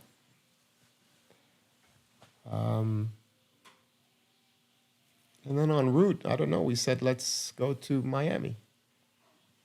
Maybe calm the kids a little bit. Maybe we'll go to, the beach and try Yeah. to, have young kids. And then we came to Miami. We stayed here at a hotel first. And, the weather is nice. People are friendly. We felt a little safer here. And, 1 week turned into 2, and 2 turned into a month. And, 11 months later, I fly to Hong Kong regularly. Yeah. It's a longer flight. It's about 25 hours door to door. So if I got to go, and I go regularly to Hong Kong, I Yeah. travel from here. Here to New York and New York to Hong Kong. It's not that bad. I like long flights. And that's how I'm doing. And I work with China. And I like to close deals here in a while. And what tomorrow brings, personally, I hope it brings, peace and prosperity and enough of the craziness for everybody. You and I both. Let's hope that kind of with some of the political changes that's going to be the case. I hope so. I think so. I'm hopeful. I'm optimistic. I'm optimistic about it. But you're here now. That's it. You're here in Miami. I'm here in Miami for being with the kids, driving the kids to school, the stuff that I like, going on the beach. I bought a dog. I have this little dog that I love. My kids speak only English now. And, Nice. And once a month or so, once every 5-6 weeks, I go to Hong Kong. You I see connect some with of your my operation friends. there? I connect with the operation. We have Yeah. an office in Hong Kong. Yeah. Sometimes I go into Beijing, and if needed, and I try to continue to do what I do. I don't work pretty much with anybody else other than the Asians and the Chinese. I've kind of spread a little bit more with some of the other Asian countries that I like to call friends today. Mm-hmm. Once in a while, if I can bring in a friend from the Gulf from the old days, I will, 100%. But that's pretty much my neighborhood. And, I love what's you got to understand, I never chose this, this kind of craziness. I always, honestly, my dream when I was a kid, you know what my dream was when I was a kid? My dream when I was a kid was to go work in one of those big movie studios, run, I don't know, Universal or something like that, right? That seemed kind of cool to me. Then when I got older, I looked at the J.P. Morgans, I look at Jamie Dimon, I don't know, how some people look at the Victoria's Secret catalog, okay? I love that guy, and I love those entities. Yeah. Those guys would never, they don't, even today, and I'm closing, I'm just now came off the biggest deal of my career, okay? In the billions. A little bit over $10 billion. Yeah. I can't go and, I can't get a meeting at BlackRock. I think you're doing just fine without him. I'm saying when I was a kid, even today, I just wanted a job. They would have had quiet. All my friends I told you about in London and LSC, they all got jobs. I never got a job anywhere. No one would ever hire me. No one.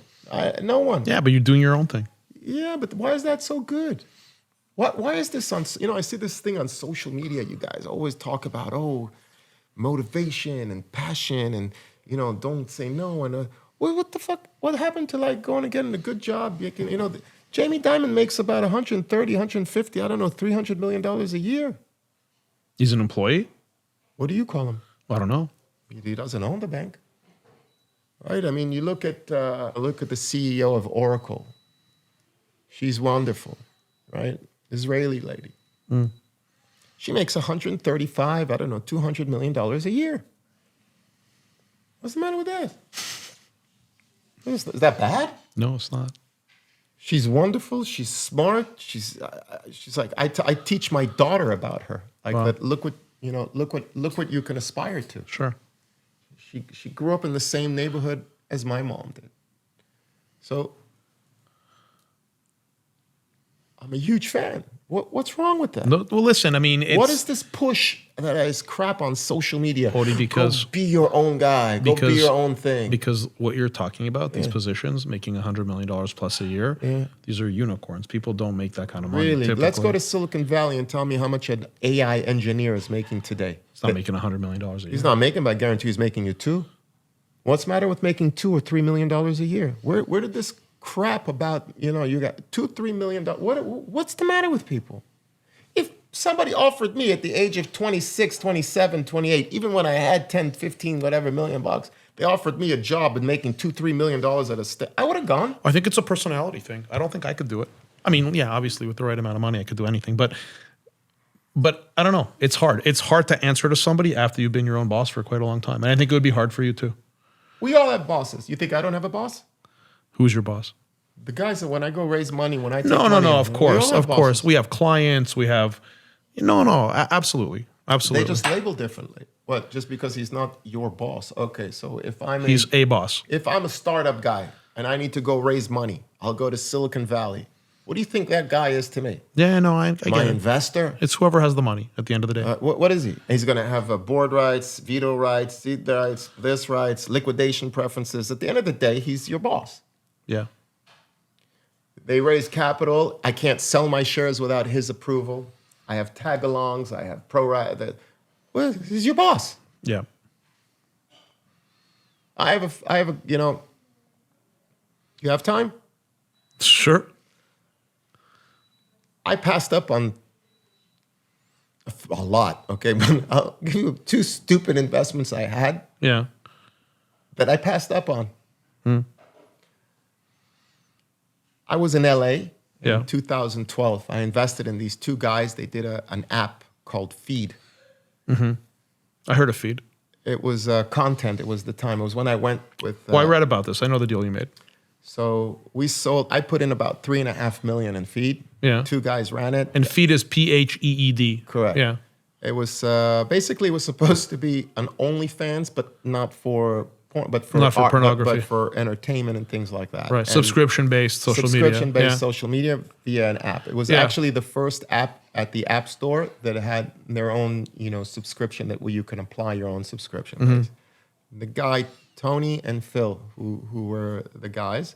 So you invested $3.5 million? I invested in $3.5 million, and it became popular in LA. And during that time, I was living in LA with my wife. After we were living in LA, see how we like it. We were living at the Regent Beverly Wilshire Hotel. I lived there for like 10 months Okay.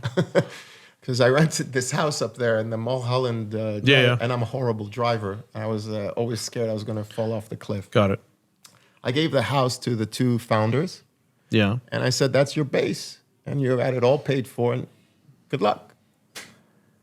That company we sold about 18 months later to a subsidiary of American Mobile, Carlos Slim. Carlos Slim's company. They bought it, luckily. Was a nice, profitable business. But during that time, I was in LA. I met the guys from Snapchat. Okay? So they showed me Snapchat. It was around the same time. It just was about, everybody at the time was on something called Vine, if you remember. I remember, yeah. And Vine was supposed to be the big thing that was coming out. I think Twitter bought them. Not sure. And everybody was talking about locally that there's this thing called Snapchat. So I met the guys from Snapchat. They came to the hotel, and and there was an opportunity. Evan. I met not Evan. I met the other guy. I forgot his name. There was Okay. another Yeah. guy, and the deal was, that there was an opening for like 200 grand or something like that. At like one of these silly, low. It wasn't a lot of money for me, and they put the Snapchat on my phone, and I put it on at the time on my CFO's. My CFO was in Hong Kong, and I put the app on his and Snapchat on mine. And back then I would send him a picture of me going, and he would get it and it would disappear, and he sent me a picture going like that too, and it would disappear too. I didn't get it, right? I didn't understand what it was supposed to be. But I remember the reason I didn't do it because I thought the logo looked stupid. How much would you have made on that $200,000 investment? A lot. Okay. But I didn't do it because I thought the logo with the ghost, and it was all yellow, you remember? Yeah. The whole thing? I thought it looked stupid. Mess up, right? I'm not no genius. How do I know? During the same time, a few years before, when I was in Israel, I told you when I had just moved and decided to take a year off, a neighbor down the street calls me up and says, Odie, there's this company here called Waze. They're doing a down round. They're looking for 1.5 million. I'm doing half. Why don't you do the other half? I said to him, I'm not working. Business is closed. I'm in no work zone. He says, let me walk over. I'll bring the CEO and the whole thing over. This is before Kleiner Perkins joined. He brings over the CEO. First thing I said is, let me see the logo. You got to admit, the logo of Waze looks pretty lame. It's not like a cool looking logo. It looked like a little, I don't know, like a weird looking car with, I don't know, it's just really weird. And I said, this doesn't look to me like an international logo. I think it's stupid, and I'm out. How much would you have made on that? He took 80 million from 750,000. It was a down round, and later on, Kleiner Perkins joined. I saw that same gentleman, the CEO, during the time when I was living in LA. The Google bought Waze for 1.1 billion. Mm-hmm. The founder took, it was public deal, the founder took 27 million. 27 million is a lot of money. If I had a company that I built, bled, sweat, and I sold it for 1.1 billion, and I only got $27 million, I wouldn't be able to look at myself in the mirror the next day. That's not a businessman. It's an employee. He can call himself whatever he wants. I see your point. I see your point. And by the way, all the investors took the money day one. He had to wait 4 years to get his 27 million. He was on an earnout? When Google buys a company, they're not taking, they need you to do the integration to work, so they give you another little salary working at Google. Yeah. And he walks around with, with street credibility that he sold. Yeah, he sold the company for 1.1 billion. Amazing. I think today Waze is one of the, I use it, it's how I got here. Yeah, I use it all the time, yeah. It's the best. I love it. I use it all the time. But my point being is, that gentleman made more money working for Google over the next 10 years than he ever did as the founder of Waze. That's my point. I think it can go both ways. You can make but then you've got Yan Koum, who, that wasn't the case for him. He was an entrepreneur and he sold and he made billions. Yan So Koum, of course, and Brian, of course. You know Yan Koum. I know Yan Koum, and I met Yan Koum, and I met Brian as well. He had a house he wanted to sell in Los Angeles. So what He bought Kim Kardashian's house, and then they tried to sell it. So what I'm saying is, to your point, I mean, you're saying being an employee is better, but I think it's based on the individual situation, because I'm sure Yan but Koum. you talk about WhatsApp. 2 weeks before WhatsApp, there was Viber. Right. Remember Viber? Yeah. Viber got sold for $900-something million. Yeah. And it was more or less a replica, right, of WhatsApp. But you told me why. I remember you told me why. Why? You told me why because WhatsApp raised early and they established their valuations along the way. No. Do you know why Why did Facebook buy WhatsApp? Why? No, I'm asking you. Why? I don't know. Why? Has no business model, doesn't make any money, right? You can't sell the data. You got data laws in the United States. AMUs, And what? active monthly users. You think Facebook, with their 2 billion active, really needed their users? They had a lot of users. Didn't they have in the More billions? than Facebook? No, not They had more than 500, 400 million, users. And the same users were there with the users on Facebook. You really think Facebook, with 2 billion active users, needed them for their users? Okay. So why? All it is, it's just an expense. You know how much money it costs to maintain WhatsApp every month? Hundreds and hundreds and hundreds and hundreds of millions of dollars. But I can tell you that when Facebook bought it, their stock went up significantly. Sure. That's where they made their money. Everything is, right? That's it's a I don't like to use the word manipulation because it has a negative connotation to it, but 1 + 1 = 3, not 2. Right. So if one huge company like Meta buys a WhatsApp, the perception is, right?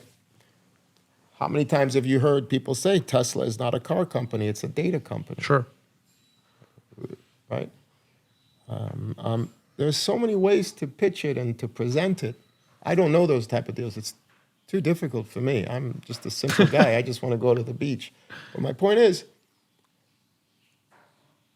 it's sometimes simpler to move funds between one smart person and another smart person Yeah. and call it a day. Fair. Wow. Listen, man. I think we could probably keep going. We probably need a part 2 in a little bit. No. Odie, I want to thank you for this. This has been eye-opening. I mean, your accomplishments, I mean, it's outstanding. And you are in a world that you may not believe so, but very few people, especially like just people in kind of day-to-day society, and even, people at the upper echelons of business, they don't get a glimpse into this. So this was very educational. Thank you, my friend. I appreciate this. Thank you for having me. Thank you.